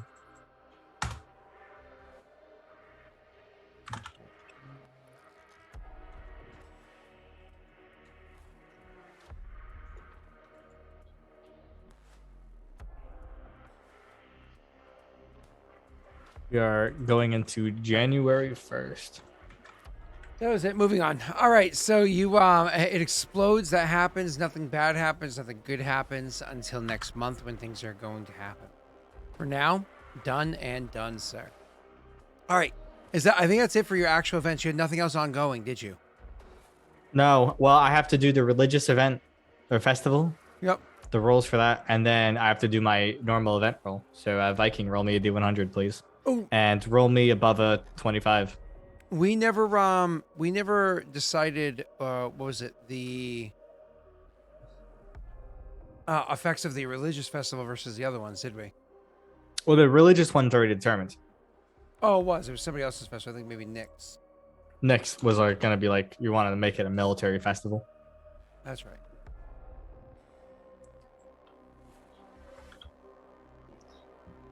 I have no event roll. Viking rolled an 81. So you're 75% next time, and otherwise you're good to go. Yep. Festival edict, religious festival. A religious festival produces an outpouring of piety and pilgrimage, sometimes marked with great solemnity. I know what solemn means, but solemnity, however you pronounce that word. And other times with great rejoicing. Requires shrine, temple, cathedral, or a landmark located in the same hex as the settlement. Effects for 1 month, your kingdom gains +2 to law and society. And religious festival increases the effects of cathedrals, graveyards, inns, luxury shops, markets, monuments, parks, shops, shrines, and temples that are in the settlement. All right, determining success. When you issue a festival edict, make economy, loyalty, stability check. If all 3 succeed, it's a resounding success. We'll worry about those afterwards. So Well, first I of all, should just roll this now, right? can you succeed resounding? Let me 1 second, because you were just sucking Yeah. 2 minutes ago. Oh, now I that have you to reduced roll my unrest checks. by a little bit and you fix your loyalty, you should be fine.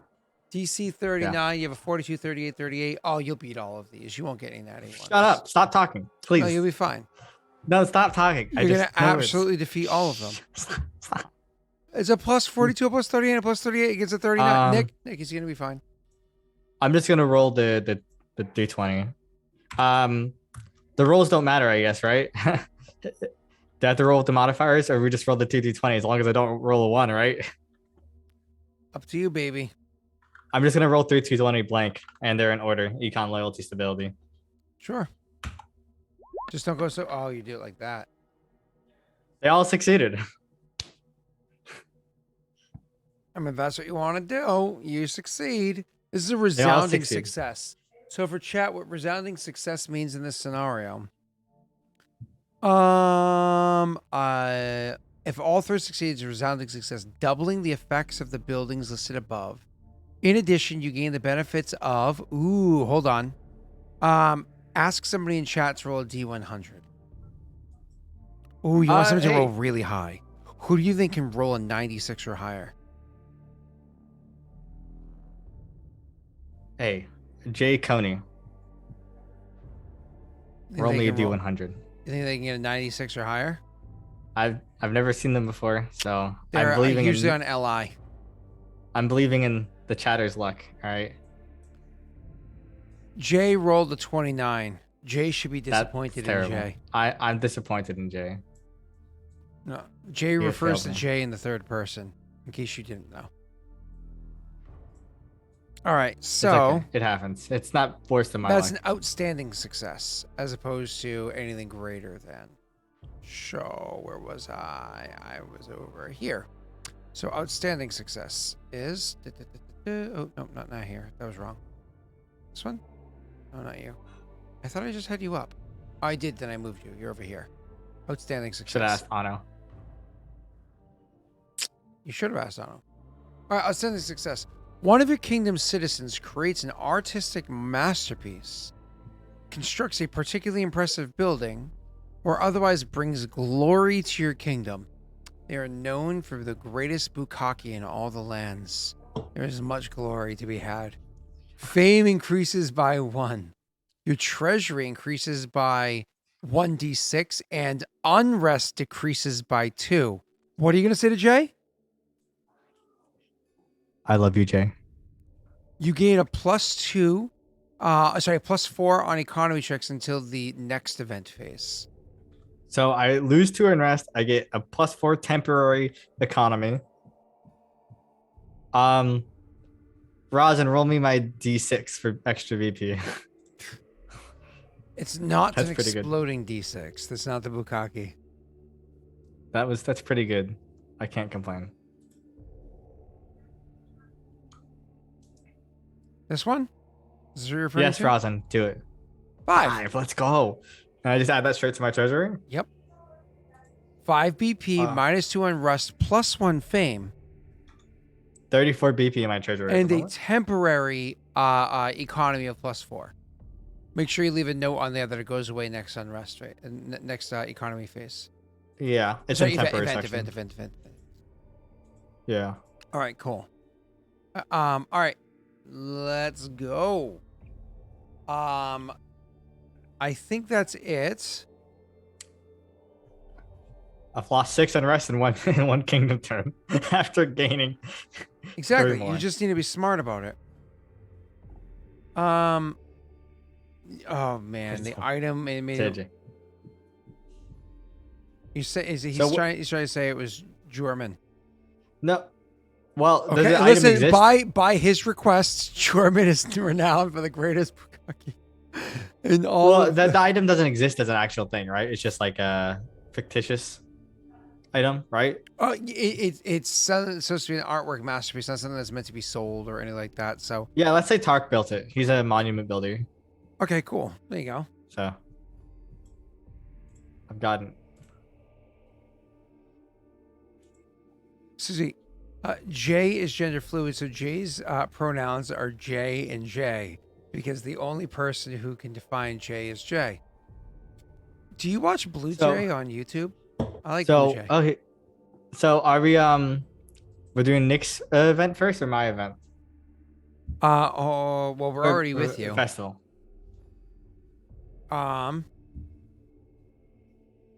Anything other? No, you still have to do your random event. No, we rolled and we We already did rolled that it already. way. Okay, cool. Don't my building, my temple and stuff give me double Plus 50%. So you have to find out what those buildings are. Hold on. it's If you look doubled at when the it's a resounding success. okay, if you look at the stream, go over to where Fenataro is, and you look down where these buildings are, down below, and literally just kind of like mark out which ones they are. Like leave a note for yourself for which ones are being affected, and you just change the number there until 2. Like for instance, Temple goes from a 1 to a 2. This is That's for only what, one, I think. a month. Yeah. Want me to read the list? while you're Graveyards, going through this? inns, lectures. Yeah, it's the only one that gets affected. Wow, lame. Well, I haven't had time. Okay. That's right. It's loyalty and stability, which is going to more or less guarantee that next time you can drop your unrest by 2 more.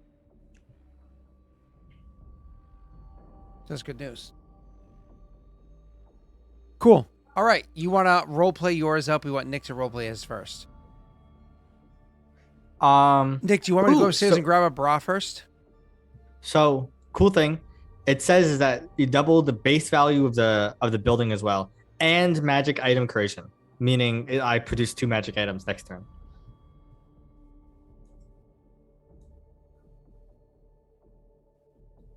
Which is Anything cool. else? No, that's it. It's just cool. Okay. All right. I think that's it. So, Nick, you want to do yours first? We can. That's fine. Doesn't matter to me. Okay. So, would you like to go ahead? Tesla's bogarted most of this session anyway. He might as well let. Well, before you get tired and want to fall asleep, actually, that's me right now. That was me 2 hours ago. I think we're missing next week. Are we missing the following week too? The following week we should be here. I think it's just next week we're missing, because I'll be in a car driving across a desert, saying, "Why do people live here?" And that'll be it. I'd kind of rather get all my stuff done in one shot and not break it up. If Cell wants to go, but otherwise. Well, I think your event technically took place last session. Why are your kingdom rolls next? I would believe so, right? Because His would be next. Okay. Yeah, if you want to just role play it where it like fits into when he's doing kingdom rolls, even though it happened a month ago. I'm fine with that. Either way, it doesn't really change too Yeah, much. because we decided to pay for it last session, but push it out a month. Okay. So that works. Cell, your turn. All right. Yeah. Cool. So first, I agree. As Varix and Naran are coming, ignoring the Lenny shack. What's that? Don't look in there. Don't worry about it. Ryan's here too, I guess. But the basic. The setup is the city has lots of fires. So I guess we maybe have moved Lenny outside of the city for the event so he doesn't defrost. There's lots of big fires and stuff. He'd be brought to the excavation site of where the the items were found. It'd make him happy. I just want Cell to roll a natural 1 while they're destroying the room with all the fungus, and somebody's like, let's just throw it in the volcano to get rid of it. I mean, it probably would be destroyed. Sure. It wouldn't be like a safety bean. It would kill all the salamanders. Imagine a community curse to trigger the trump card at elemental right now. That would be terrible. At least I have my companions to help me murder it. Well, the druid's here of Krillin, so I'm assuming we're using Cole, and she has the item ready to go to capture this creature. Go ahead, guys. So, but the city is there's lots of fires around, specifically like around the city center, around the temple. And there's a lot of just festives, right? Lots of dancing and jolliness and happiness. They're coming. They're gonna arrive like January 2nd or 3rd, because January 1st is for is like a day of rest completely in a silence for the most part. I got you, Jake. I was gonna mention it to him.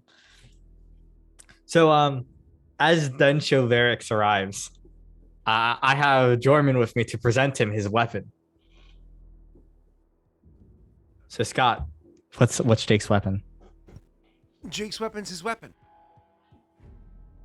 The magic one. Oh, you mean like what's the magical effect? Yeah. Is it by chance keen? Have we never... Keen, yeah.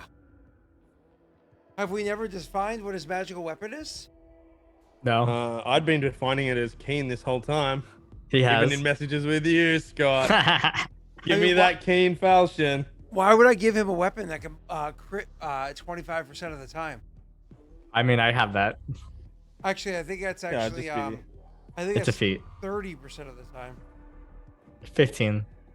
50, 20, No. 30%. Yeah, 30. Yep. It's an incredibly sharp-edged weapon. Is it made? I don't think. Is it made out of the Fireforged steel? Up to you, I guess. Yeah, I think it might be also made out of the Fireforged steel. So it has that same awesome glow to it. It Steve has, suggested Ghost Touch. I mean, Ghost Touch to me makes sense for a few reasons, but I think Jake has other ways around that, doesn't he? Yeah. So I mean, Keen is what Jake's wanted this whole while, and I have no reason to stop that from happening. When this was what, a trump card, sorry, a Fortune's favor item, isn't it? Yep. So I have no problem with this being. It can't just be Keen either, because it's Pathfinder. This has to be a +1 Keen weapon. So +1 chance to hit and damage. You probably already have a Masterwork, so you just change the damage by 1. And then you add Keen onto it, which would be a 15 to 20 chance to crit. There you go, Jake. You have your weapon. Oh, Now you can stop man, complaining. I'm happy. Only one on the party It without is- one now. Okay. It is crafted so incredibly fine. Now, this is a falchion, right? Now, this is a very unique looking falchion because it's not one typically that you would find down made by the Jinxie orcs, by the Karak of the Barren Lands with their shitty ass bronze craft and whatnot. This is something that is going to have the feel of the jungles kind of into it, right? This weapon has a certain keenness to it because it's imagined almost acting like a machete if it was carving its way through the jungles of the Dalelands, of the swamps of the Dalelands, where Jormung comes from. You can imagine the heat of the blade intrinsically drying out the branch as the keen edge slicing through it to clear the path. This has very different design into it. And I imagine there's even a little message that's kind of etched into the base of the blade in the native tongue to Jormung, in Draconic. I believe, What does it say? I believe Jormung also speaks Ignin, but I could be mistaken there. Either He does. way, the little hidden message there is not something that Barracks can read. But it is something that Joey can DM to me. Okay, so it'd be a message on either side. Ignin and Draconic. Probably the same thing written in both languages, one on either side of the blade, just like small little etchings. I don't think he knows how to write Ignin. It's just a spoken heavy accent. Yeah, but he also didn't craft this alone. He had Lenny's aid at the time. True. And he had the lizard Zeta or the salamanders as well, I assume. What was that? He had the salamanders as well, I assume. Yes, but more importantly, Lenny can do comprehend languages, which is to the written word and whatnot. So. Hmm. So, anyways, Cool. I'll allow Joey to decide what the small little word or phrase is. It has to be something short, so not like a Joey paragraph, which is 7 pages long, but like so that's anywhere between 1 to 3, 4 words. The old ways. Yeah. Oh, that'd be cool. The old ways. Either way, so this is not just going to be crafted very finely like this, Jake. You see, the weapon's not actually keen. It has a keen sheath. It's just a +1 weapon. The sheath, however, is able to keen it for 1 minute at a time, 3 times a day as a swift action. So, not a properly keen weapon. I'm lying. It's Okay. a keen sword. It's okay. It's okay. But the sheath itself, being, again, utilizing Lenny and what was discovered recently coming from those tombs and whatnot, we can see that Lenny, working with Jormung, was able to make a sheath, a scabbard that this actually is an item inside one of the books. But once a day, you can actually pull, as you draw your sword from it, you can apply Ghost Touch to the blade. So that was a cool idea. I'll add this as a little extra thing. It's once a day. It lasts for 1 minute. It has to be done as a swift action as you draw the weapon. So you can't do it if the weapon's already in the hand. You have to shoot it first and draw it again, which is a very minor limitation most of the time, but sometimes it is an important factor. Okay? Yep. How is this presented? I'm going to allow you to describe this cell. Yeah, as they're walking, being like guided down like the main street of the city over the bridge over the moats that's been recently crafted. Like there's like big bonfires all the way down leading to the temple, and like I have Jormung just kind of standing out with the weapon in his arms, presenting the weapon to Varix as he approaches. It's in a similar tapestry as Naren's weapon was in. You'd see I'd say the blade's in its sheath, is it? Yes, it's in like a it's wrapped in a like a the it's wrapped in like a crossover between our flags basically. Oh, nice. So you just see him. He'd reach out to take it, and as he pulls the weapon out, you just see him like looking at it before he kind of like makes a motion, and it's almost like you can feel it cutting through the air. And he is Jorm with you? Yeah, I have Jorman presenting it to you Oh yeah, because So he looks likes to you, present himself. He kills it Yeah. with it. and he inclines his head, and then he looks to Jorman and inclines his head as well, like giving a bit more of a bow, and he says, "This is a great gift. It will kill many." Before he once again, like he's just in awe. You can see he just like is moving it around through the air, and then he gets his other one off his back, and he says, "Time to retire this one. This was the weapon of another era. And this will be the one that leads me into mine. Thank you, Clan Shader. We will not forget this." Yeah, Tesla gives you a nod.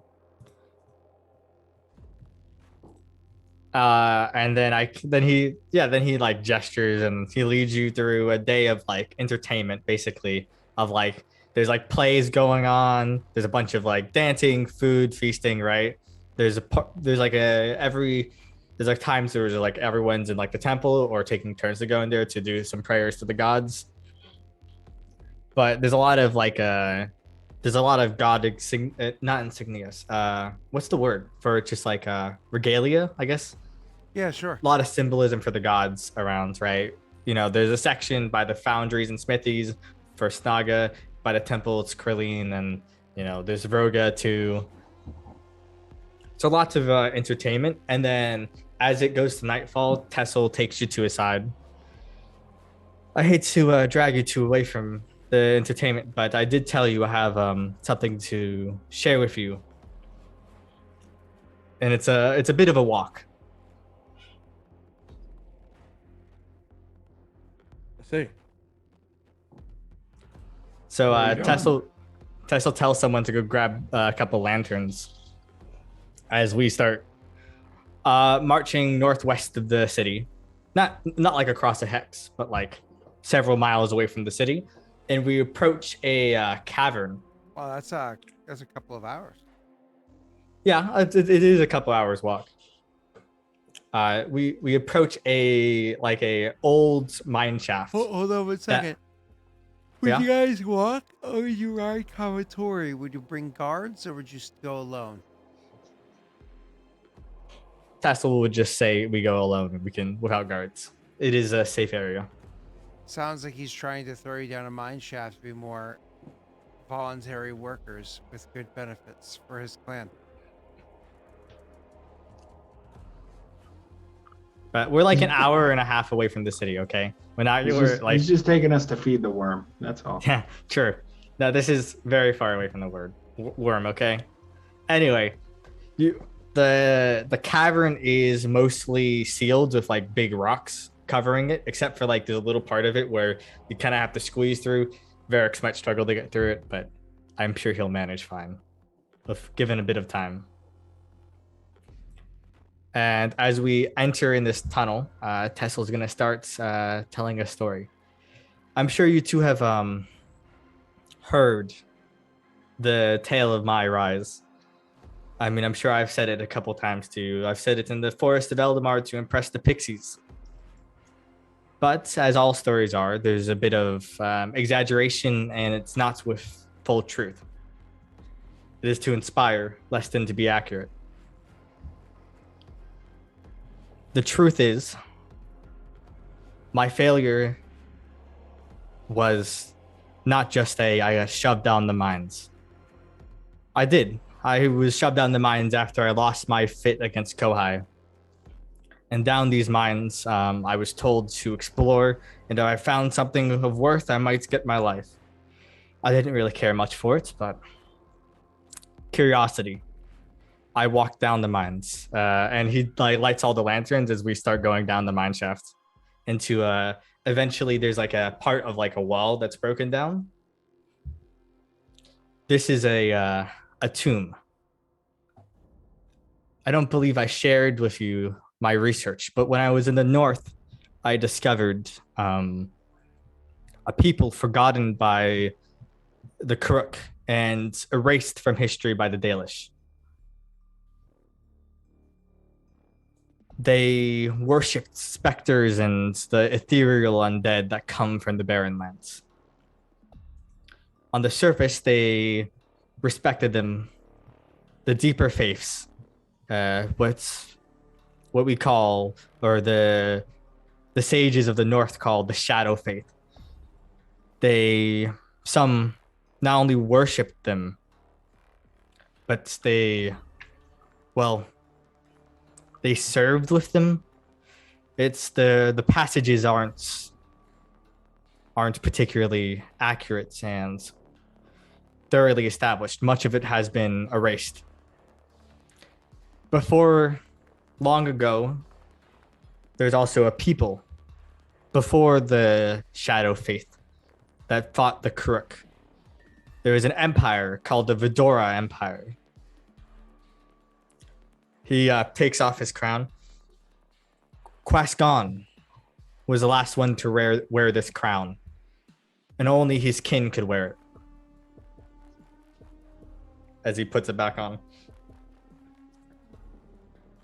When I entered this place, it's he gestures around. It's probably super dusty still. There's a bunch of like old, like rustied weapons on the sides of the walls. And I don't imagine it's a particularly large crypt. I mean, maybe like a foyer room. Yeah. And then like. Yeah, exactly. But there would be a proper like sarcophagus or whatever inside there. Yes. So the crypt itself wouldn't be fucking massive, but it certainly would be large enough to have a correct sarcophagus in there, as well as a little bit of decorations and the like. But things that had all been pilfered long before this one sealed door was finally opened up, right? Which we already went over beforehand. I'll let you continue. He gestures to a piece of metal on the ground as we're walking into the room with this big sarcophagus that has its lid opened up already. This was my weapon. I opened this sarcophagus. What else was I to do? A young boy and curious. I opened it and a man, or I don't know, a person was inside. Made of shadow, it looked like. Wearing upon his head the crown. I picked it up. I felt drawn to it. When I picked it up, it awoke. The person of shadow.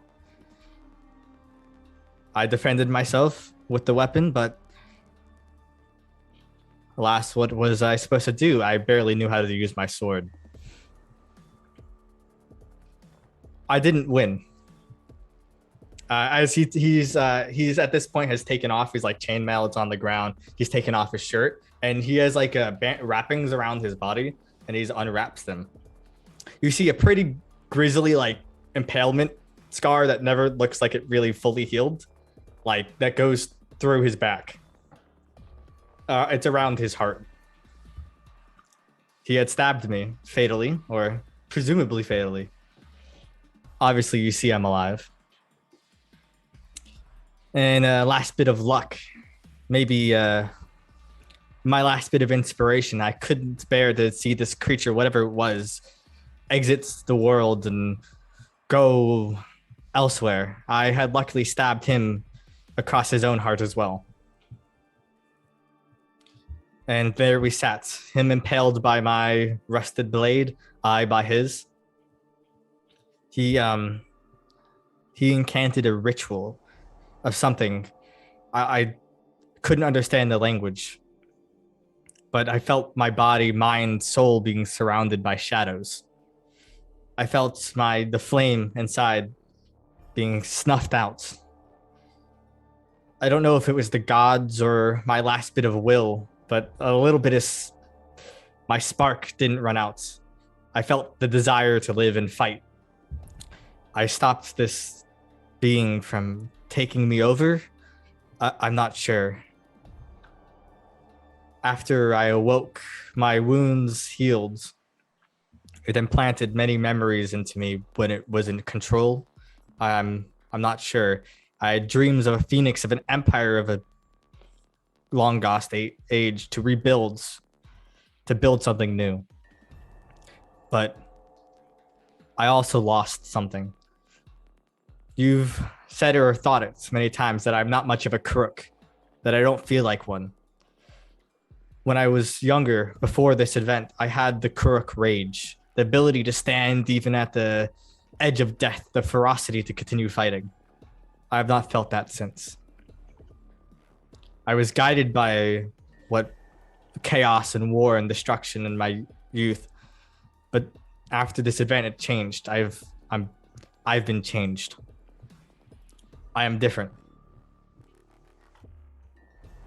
So this is the truth. I am not a crook. I'm something different.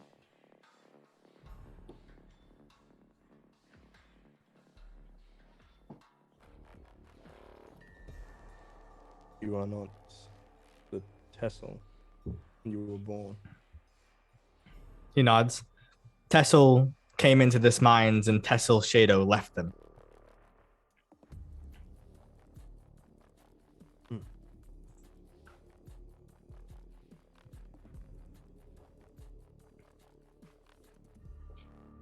Is there, if I roll a history check, and the only way I think I could get it, because I actually have history, as a nat 20, can I see if there's been any stories passed down through the generations of anything like this? Scott? Oh, is he asleep? You might need to call Britnick. Dead. That's funny. Well, My monotone voice got him.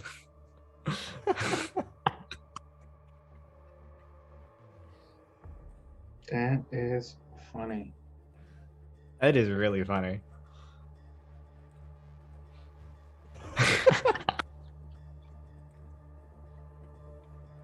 oh god. Oh god, that's funny as hell.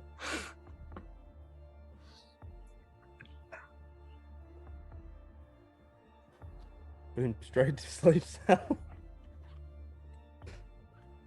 Listen, all right, can't help it, okay?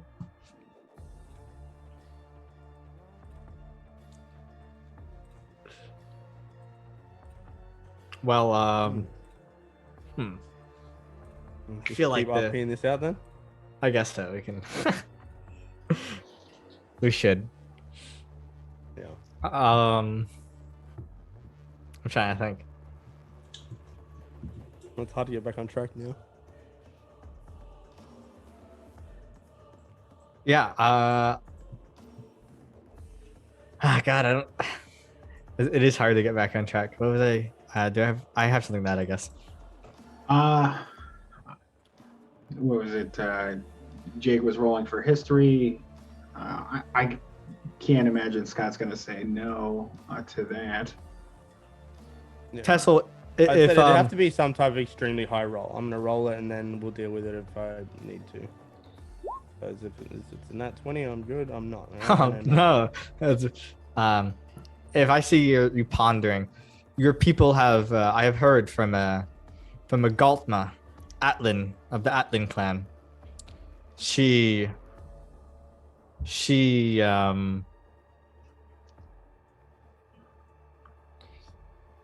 has knowledge of these rituals, something similar to the Kuruk do in their lands, in the Barren lands. I had a shaman that informed me of this, that they have a ritual to bind spirits into the bodies of the Kuruk. Is that what you are trying to think of? Yeah. They combine. They spoke of. Different. Yes. The creature Well- attacked you. You Well, killed each other. and were bound together as in something new. Yeah, something like that. It's I think it was my theory. I've been thinking on it for many years now. I think it was dying, and instead of accepting its death, it chose to try to intertwine our souls and bodies to live. It did. It felt like it tried to take over me, but I'm not sure. Hmm.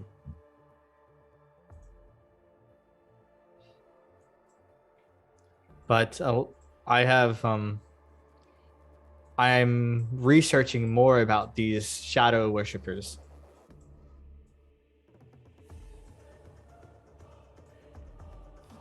It's just not something I'm. It's not something that has a lot of information. As I said, the North has or the Daelish, they destroyed all records. The last record of these shadow worshippers was 115 years ago. There is theories in the Daelish records that, or maybe the Kajinxi ones, that's the Daelish destroying the Shadow Faith has led to the Horde, the Horde's success, or helped it. These worshippers were fierce and they could ally with giants, I believe, and the Shades to fight against the Barren Lands. And once they were destroyed, the Kuruk, only 30 years later, took over Kajinxi.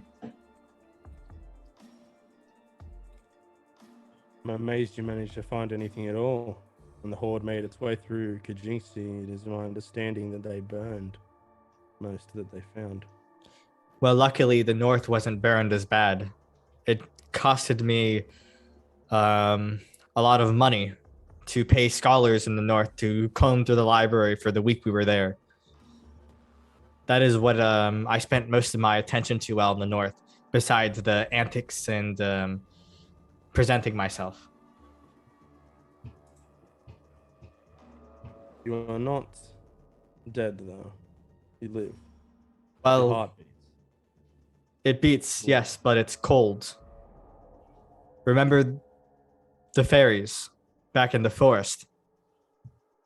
They said I cannot touch the trees as I was not alive. I'm something between life and death, maybe? Something not fully alive, not that the fairies, the fae could register. That has been bugging me since. Who else knows? Us three now.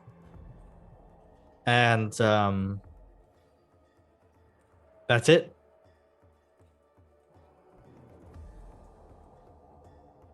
Cecil, if this gets out, this could cause you a lot of problems. Maybe compared to the undead yourself. That is why I have decided to speak up to it with you two after I've intended to do it maybe earlier, but I figured I should do my research first to have a better understanding of it before letting you know. That was my fear too. There's someone that could maybe help me understand it, but it is going to be asking a lot of you two, specifically you Varix. Remember the Galtma lady from the north? Atlan? Yes. The clan with only one left. She is a shaman of the wildfire tribe. Oh, not, I don't know that. Sorry. That's in my notes. This is the woman that was insulting me, right? And I hit her. Yes. Yes. She's And buying this is stuff from Nick now to invade us later. That's Yeah. the left, right? this is the same person, yes. Okay. The Gautama, she's a powerful shaman of Krillin. She's in the Barren Lands. I have a shaman in my clan at the moment, helping me with a task that could help guide us to the shaman. She understands the ritual that binds a spirit to two souls together. So she could have knowledge of this. She could even bind the fire elemental that haunts me. She said that with the right ritual, you could bind that creature's soul to a person or an item. Wish to bind this creature Ultima is to yourself. scheduled to come back to Kushibashi in the spring.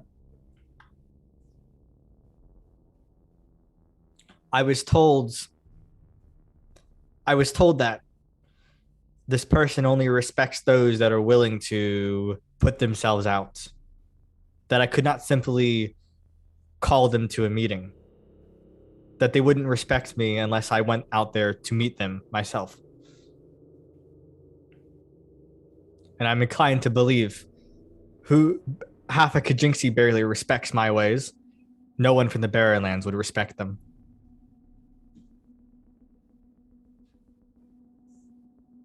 You wish to venture into the Barrenlands itself. I believe I need to. If I'm to uncover the mysteries of my existence at this moment, of my soul, these concepts go a little beyond me. I don't have the education for them. Do you know where she resides?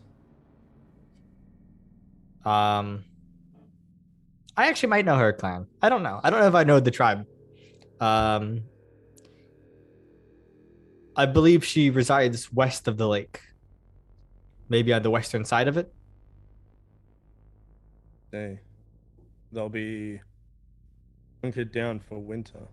Or do they keep on the move in the winter? I can't remember. I don't. So they it's they gather around the lake in what? In the summer. Yeah, in the spring and summer. And they, but I don't. So I don't know what in game. I don't remember exactly what I was told compared to what I know out of game, because I actually know more about this out of game. Yeah. So, well, if you know out of game, tell me, because I mean I lived there for the most of my life, so I would know what most tribes do in the winter. Most tribes, some tribes will leave the lake to go to a less contentious area, while some tribes will stay. It just depends on the tribe. Yeah, I don't. They wouldn't really move around all that much, though, would they, in the winter? No, they'll try and find an area to they'll stay place. Yeah. And if they're on that lake, they probably won't move during the. They probably won't move during the summer and spring either, because there's like more resources in that location anyway. Yeah. All right, so we're heading in at the tail end of winter. With any luck, she'll be around the area.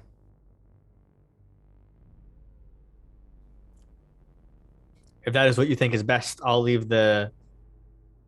Oh, Joey says Wildfire Tribe and knew she was the Crimson Flame and not as Clan Atlan. I think I pieced the Clan Atlan together because I've met the person before. And they're both named Galtma, unless they're different Galtmas. Right? I mean, they could be, I guess. But we met someone named Galtma, and we met them as Atlan Galtma. All right, yeah. So they are from Clan Wildfire. I don't know if you've heard of them. Me neither. No, you have. You know your spy. You know your spy was infiltrating Clan Wildfire or Tribe Wildfire. So you actually know a decent bit about it. I don't know what you actually know, what you've been given, but I haven't been given anything out of games though. Oh. Let's just say I'm familiar with that tribe. Yeah, you know of the tribe. You know your spy is friends with the chieftain's daughter, which is the daughter of this shaman. So, well, I will accompany you, but only speak for myself.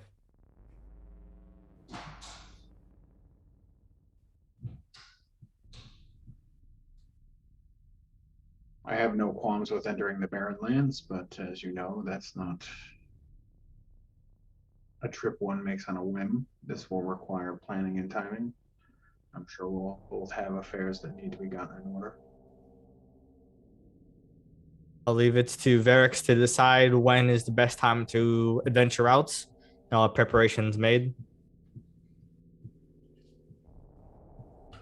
I still think we should wait till after winter, as I don't We think the can do red that. mongrel is done. Yeah. I see. I will make the preparations on my end then, and we'll set out in the spring.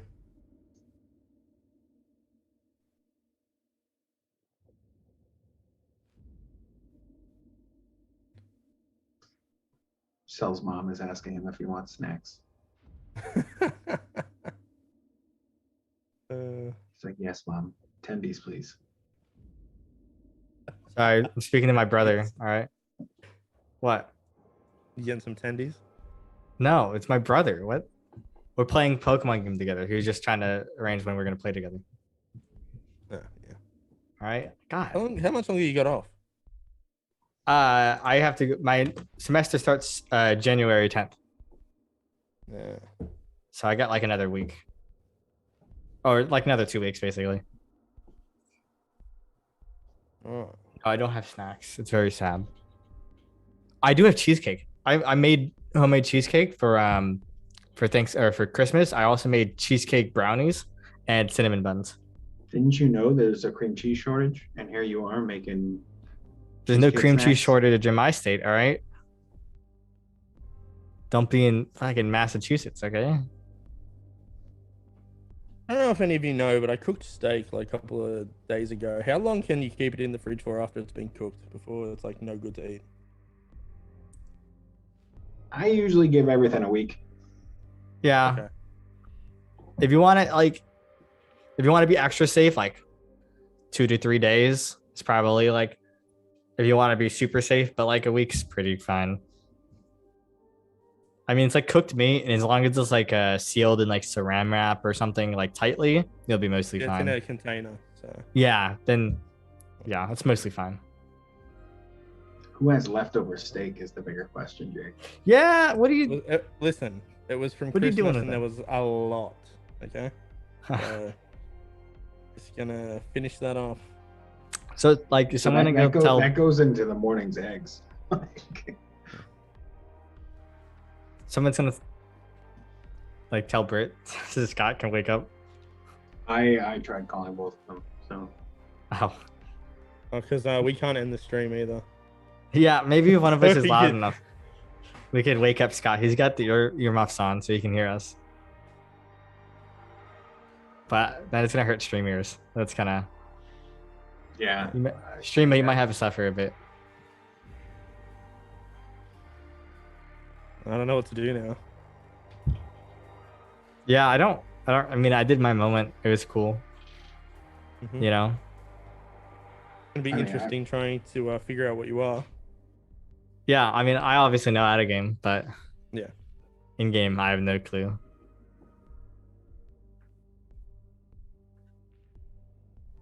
Yeah, come up with a name for Jake's weapon.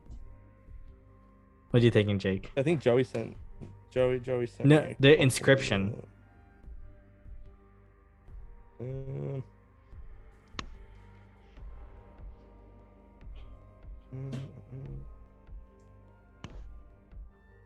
Yeah, I don't know what to call it. Joey said something with Ash in it.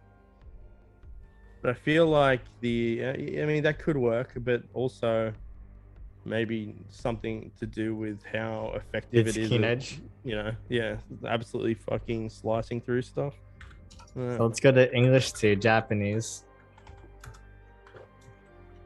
To Japanese, Google Translate. And then let's go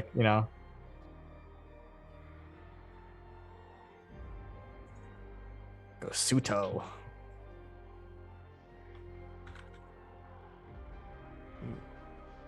You could just use the word for keen. Surudoi. Keen edge, maybe? Edge is... Oh, we get to level up? Let's go. Do we? No, I think Rosin is after saying. After the next round of so after me and Jake finish, we can level up. I got Scott to confirm that last week. Oh, once your Oh, kingdom wow. rolls are done? Yeah. Cool, nice. We'll be level 9, guys. Level 9. Jeez. I You started also, at level 5 this campaign? Yeah. yeah. What were you saying, Nick? I changed up my my archetypes a little bit. Oh. I swapped Daring General for Emissary, uh, as it had much better feat Oh, he's awake. structure. Yeah, I finally got a hold of his wife. She's Ah, probably nice. yelling out. Um, yeah, so it works out much better. You shouldn't use Ash, Joey. All right, because Yeah. Ash comes out as ass. Who to see? It comes out as ass in with the Japanese translation. Yeah. Oh, so tired.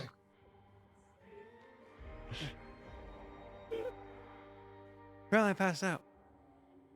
Yeah, we noticed. Yeah, Usually yeah. that's what happens when you lay down. Oh god. So You got my tired. monotonous voice going too. No, I'm fine with that. Yeah, we finished. Okay. I was waiting for You don't want to call it. oh who? We try. Nick tried to call you, but there was no answer. My phone is out there. My phone is up there on the desk. Oh boy. All right, so did Joey tell you what the sword is called? Not yet. It's written in Draconic and Ash. In Ash. It's written in Draconic and Ignan on either side of the weapon. It's called Blood and Ash. Okay. Cool. Yeah. Yeah. Were there any other details beyond like your describing to them the foundation of the place where you went and what happened to you and all the changes to try to pick their brains for information, or was that pretty much it? Yeah, I Tried a history basically check and failed. you rolled a And 10 total. I think we what did we organize to go into the barren lands, and Sally is going to seek out that lady. The Galtma lady from the Wildfire tribe that the shaman told me about. Oh yes. And Jake needs to know what information he knows about it because obviously he knows information about Wildfire tribe.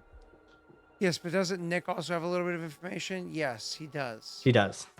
Would he share that with you? Did he mention to you that he treated with her? See, I tried to, but Tessel snubbed me in favor of Jake's information because he wants to go on his little adventure to the Barren No, Lands. what I said was that the shaman told me that this lady wouldn't respect me if I got someone else to arrange the meeting. I have to go out there and find her myself in a way, right? I have to gain the respect of her to get information out of her. So traveling into the Barren Lands is how I think I could do that. Just having a meeting arranged is not good. I would just come to Kujabashi and have a duel, and you get plenty of respect. You know, my clan has a record of failing duels.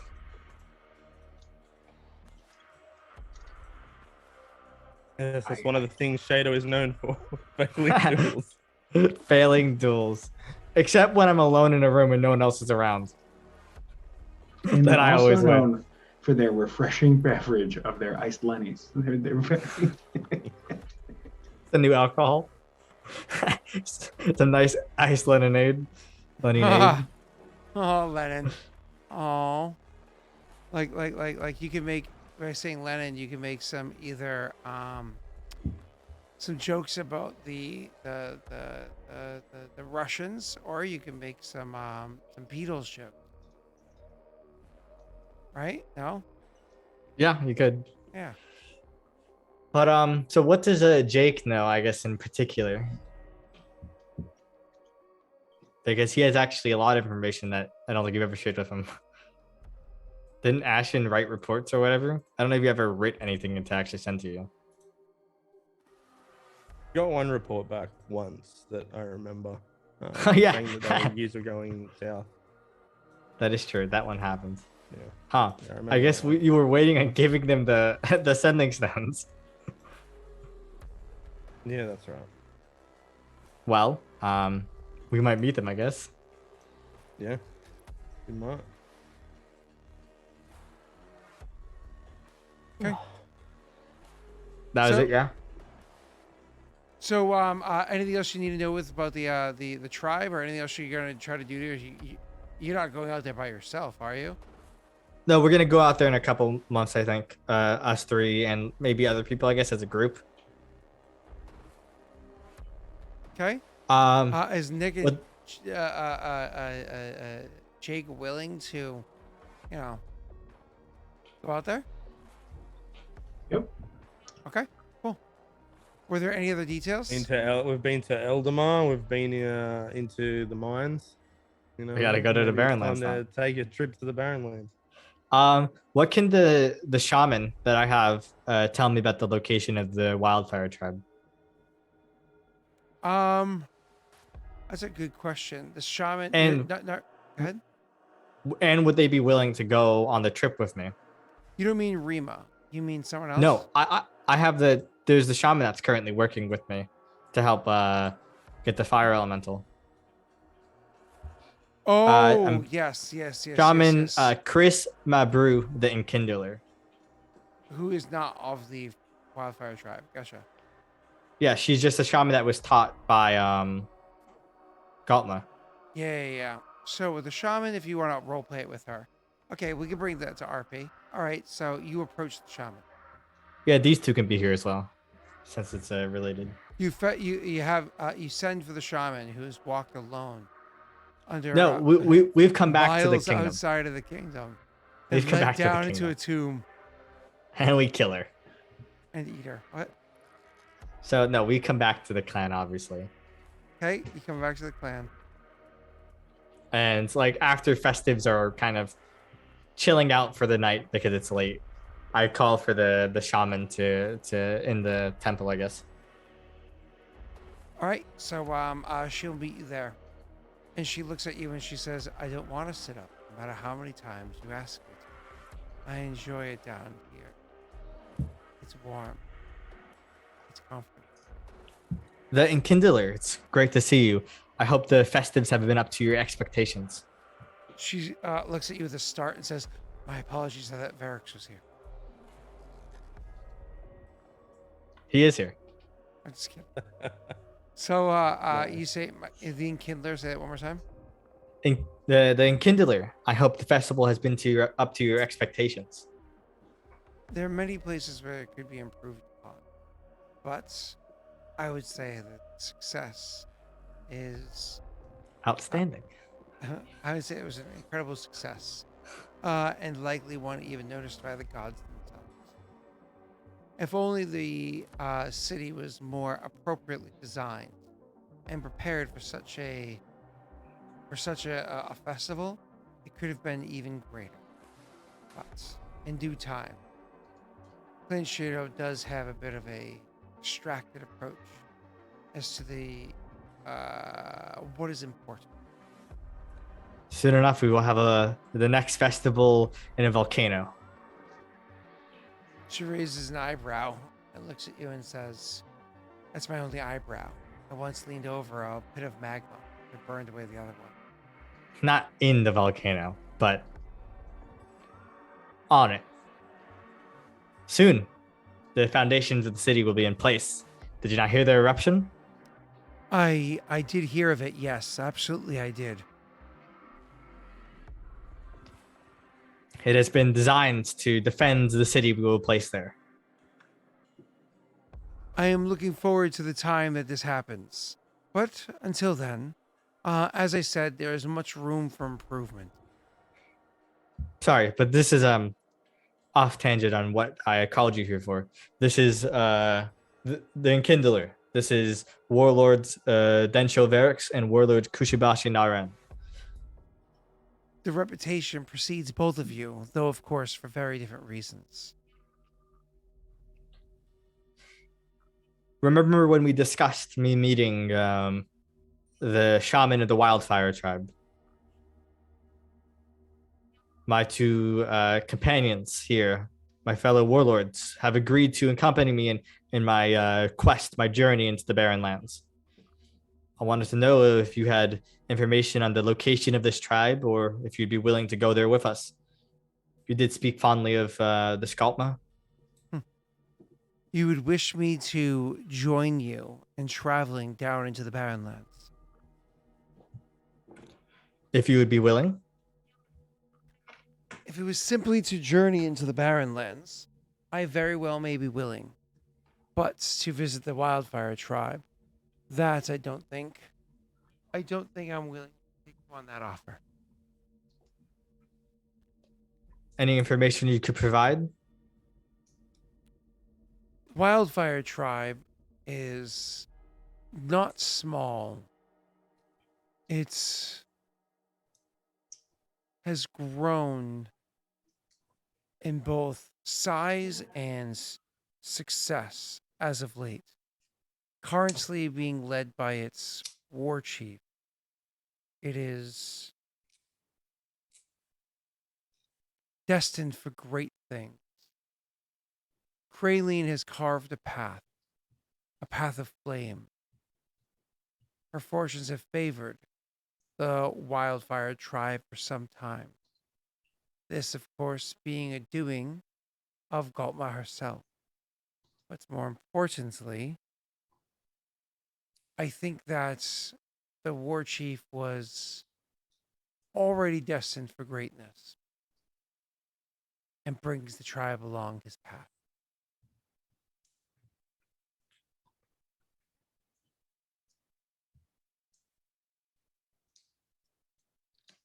And would they be willing to speak with us? At least Galtma? To speak with you, certainly, yes.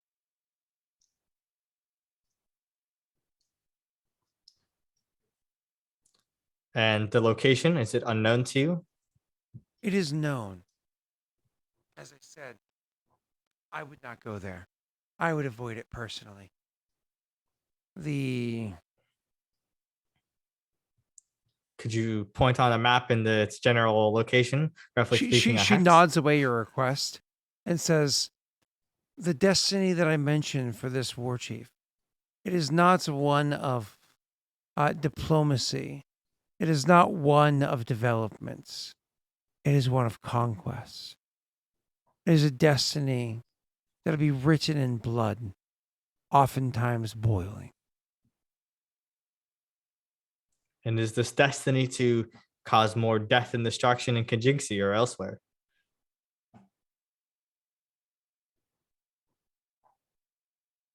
There are no lands that the Karak of the Barren Lands aren't willing to travel to. They will bring their fights wherever they deem it necessary. I do not know the plans or would even dare to guess the plans of the Wildfire tribe, but it would not surprise me if they traveled north, considering how close to it they already are.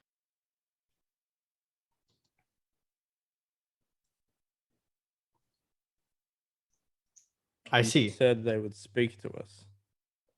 They would be willing to Would speak they to let you. us leave, though?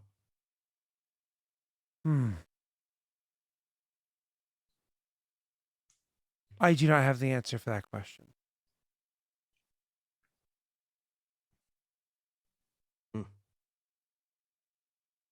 Would Kraylin's blessing allow us to pass?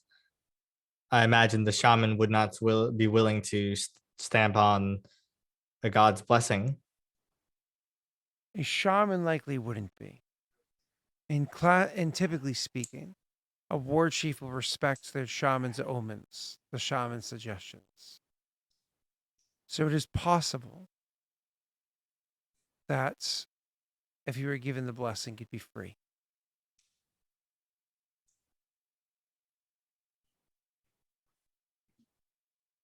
I think you should treat with the shaman first.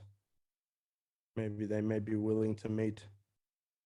But if you, or if any of us go into the the belly of the beast. There's a long. We can make a big large chance fire that we won't return. with the. We can make a large fire with coals. I'm sure the shaman would understand the meaning, the symbolism. Coal. This is not something that is so easily understood in the Barren Lands. No. They probably wouldn't. Not simply because you use the material. In a typical tribe, there's a bit of a split devotion. Some to the shaman, some to the war chief. Sometimes leaning one way over the other. In this tribe, there is a definitive way that the loyalties skew towards. You could attempt to meet with a shaman, but don't be surprised if you fail. If you fail to do so before it is intercepted.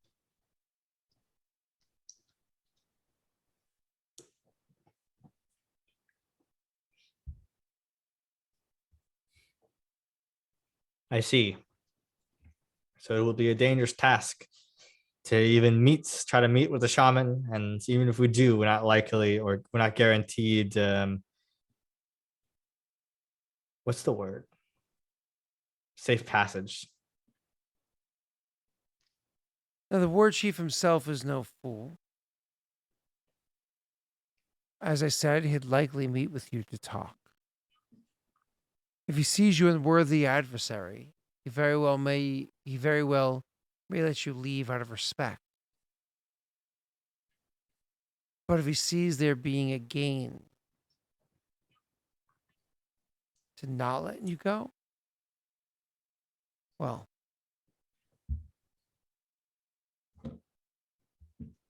opportunities such as roaming warlords well outside the safety of their own homes and surrounded by their own armies are few and far between.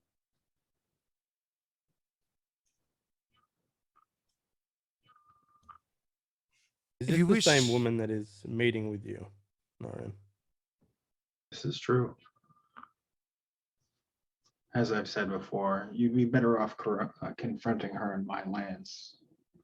I feel like in the spirit of what you were told and the advice you were given, not wrong. If I officially scheduled a meeting for you and tried to have a sit down and a meet and greet, if you will, it would be scorned. But if you confront her and challenge her,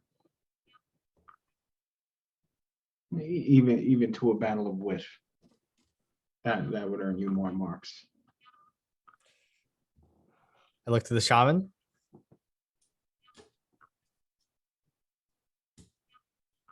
She meets with you. There's a question. Yes. Does her warlord know of this? Her war chief know of this? I care not. You should.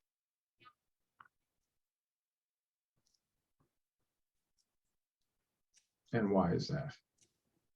Because if he knows, then this has his blessings. But if he doesn't, well, then that means there is what's what I'm looking for? What's scandal? What's what I'm looking for? Division. Not vision. If there's Subterfuge. subterfuge works. Sabotage. It's not sabotage, no. Subterfuge is the closest so far, but Dissension. no, not Dissent? dissension. No, it's fine. She says Clandestine? if he doesn't, yeah, clandestine works. If he doesn't, if this is a clandestine meeting, well, then perhaps there is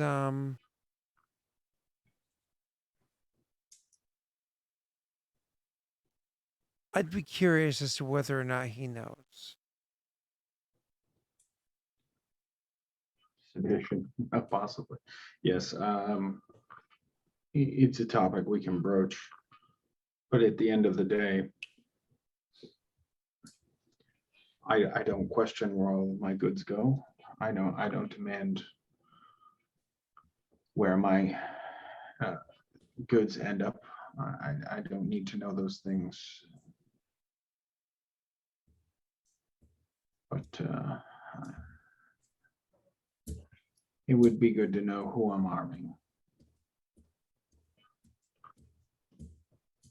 I wish you luck in But- this.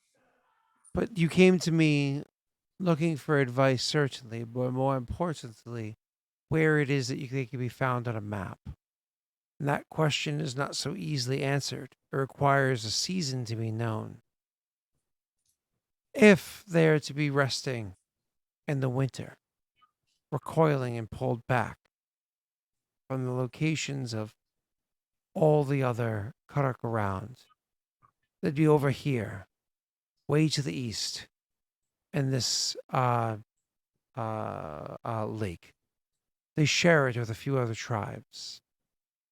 A place where they can find solace and fortitude. But if you're talking about the warmth of the summer, where life may more easily survive, where they may be breeding and interbreeding, then it's here in the northeast. This is where you'd find them. Along the western bank, halfway down.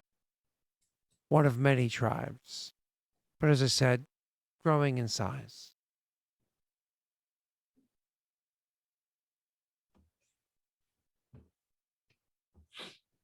And if I try to meet with her in the lands of Kushibashi, would I be able to gain her respect for it? Or as you said before, it would be unlikely. It seems as though this might be the safest route for you. Might be a more difficult path to walk. Might have a more difficult time proving your worth. But at least you're worth more alive than dead.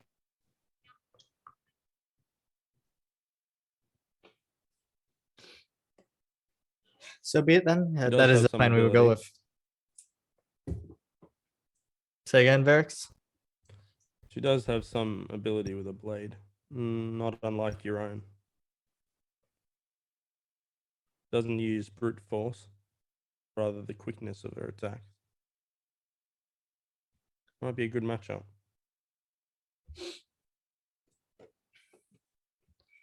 That is Yeah, what we will killer, do. No love lost there. She also I don't believe I'll be killing recognizes- her. She recognizes Kujibashi for our prowess on the Kamaturi.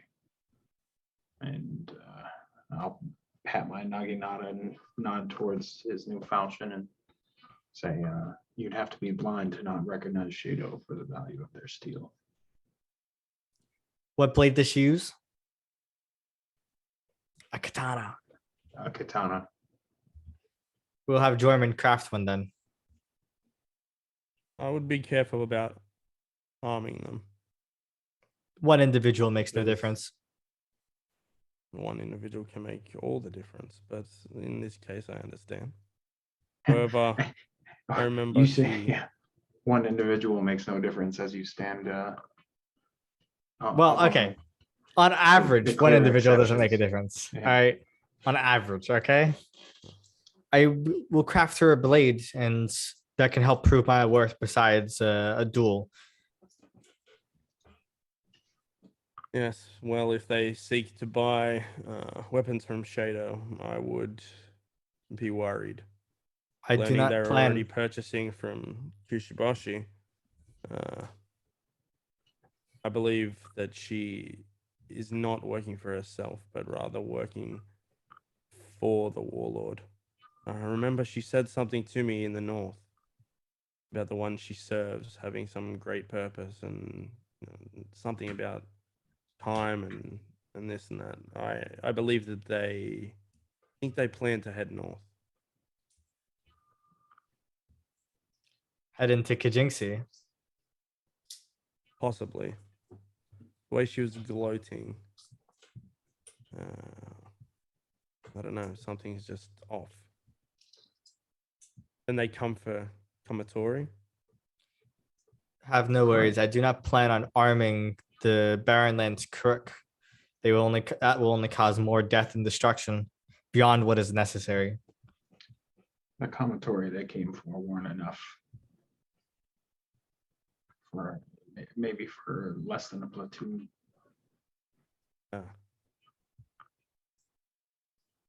They seek to breed them themselves, maybe. It's possible.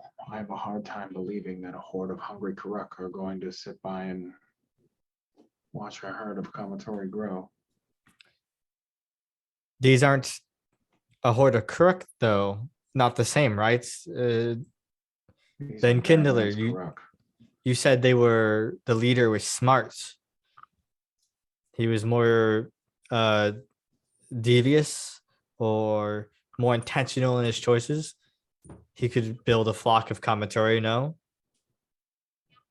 If he intended for it to be conquest. He could, but the barren lands are the barren lands are the barren lands. Kamatori requires a considerable amount of meats to grow. And he may be willing to feed less devout clan members to the Kamatori. But there are limits to how many people you can spare before there are no people left. Kamatori would, of course, aid any on the field of battle, but most can't support them. Most don't have enough food, supplies. You would need to continuously conquest to be able to provide more and more.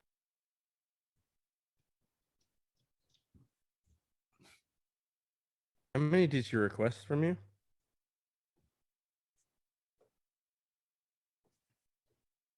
I don't remember offhand. I think it was like 8 Hmm. or less. So maybe it is for her in a small group. Maybe the leadership of the clan. Maybe a small tribe, strike sorry. force. Yeah. Was it 20 to 25? I don't know. Either way, like I said, about a platoon.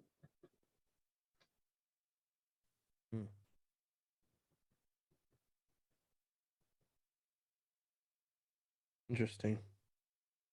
This might we may have to discuss this further about preparations if we believe they are to be attacking us. The barren lands will. It's not if. There's a difference between the normal attacking of the Karuk and then a horde attacking. Yes. Well, I begun to focus my attention to the south. Then the red mongrel happened, and diverted my attention once again. We make it through this winter. I'll be exploring a little bit deeper, claiming some of it, and hopefully sending some more people out, learn what exactly is going on, who seems to be in charge of the biggest tribes. That's all we can do at this stage. If a horde was to rise, well, join them if they let you. Would be my suggestion. If they come this way. I think the red mongrel was a blessing, actually, in disguise. He bloodied our noses and well. And now we have to prepare for the south as we should have been. There's wisdom in your words. As I've said before, times are changing. And we must secure our future because no one else will. Yes, the North doesn't help. A united South is how we can protect it. But that is a long way off.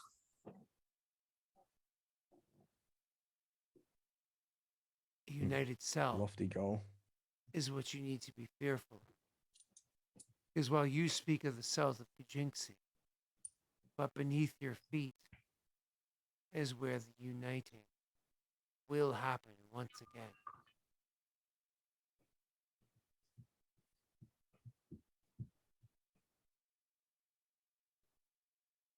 Hopefully, they can be directed elsewhere. Beneath have your not much to feet, gain as from- in shadowy undead people merging with the hordes of Karuk, or beneath your feet, as in There's been ant people spotted beneath our feet, actually. I was gonna go with athlete's foot because fungus seems to be a theme, but it works. I think that's it for today. I have one quick thing I want to do, but it's just flavor text. Is it a nap? No, it's like a 2-minute quick thing. Go ahead. Just on the 4th day of the festival, which is the last day, there's like a frozen like pool of water that's like iced over a bit. Tessel just they make holes on like one end of the lake and on the other end, and it's not that deep. But Tessel just walks under the ice with his like emulting flames, and that's like symbolizing the new year and whatnot. He's not affected by- on the ice or under it. Under the ice. So he's like submerged walking under ice with the flames around him. So it's just like symbolizing his birthday, New Year, and the clan's birthday and whatnot. And also because Tessel's so cool. True. All right. It's because Tesla is cool. Everyone after Tesla will have to do it too. All right. They'll just be a lot cooler than Tesla will. He's so cool. He's hot. All right. But Okay. Cool.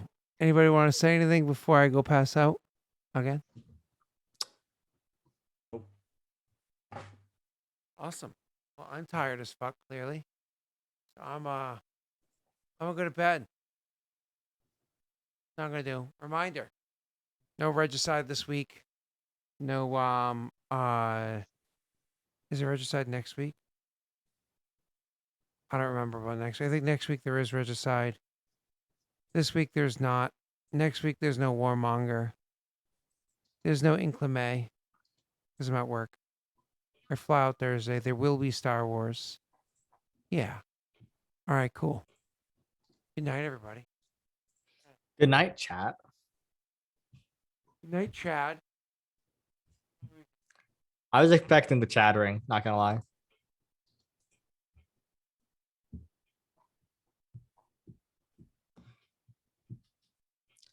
It's no Warmonger next week, right? No, I'll be in Arizona.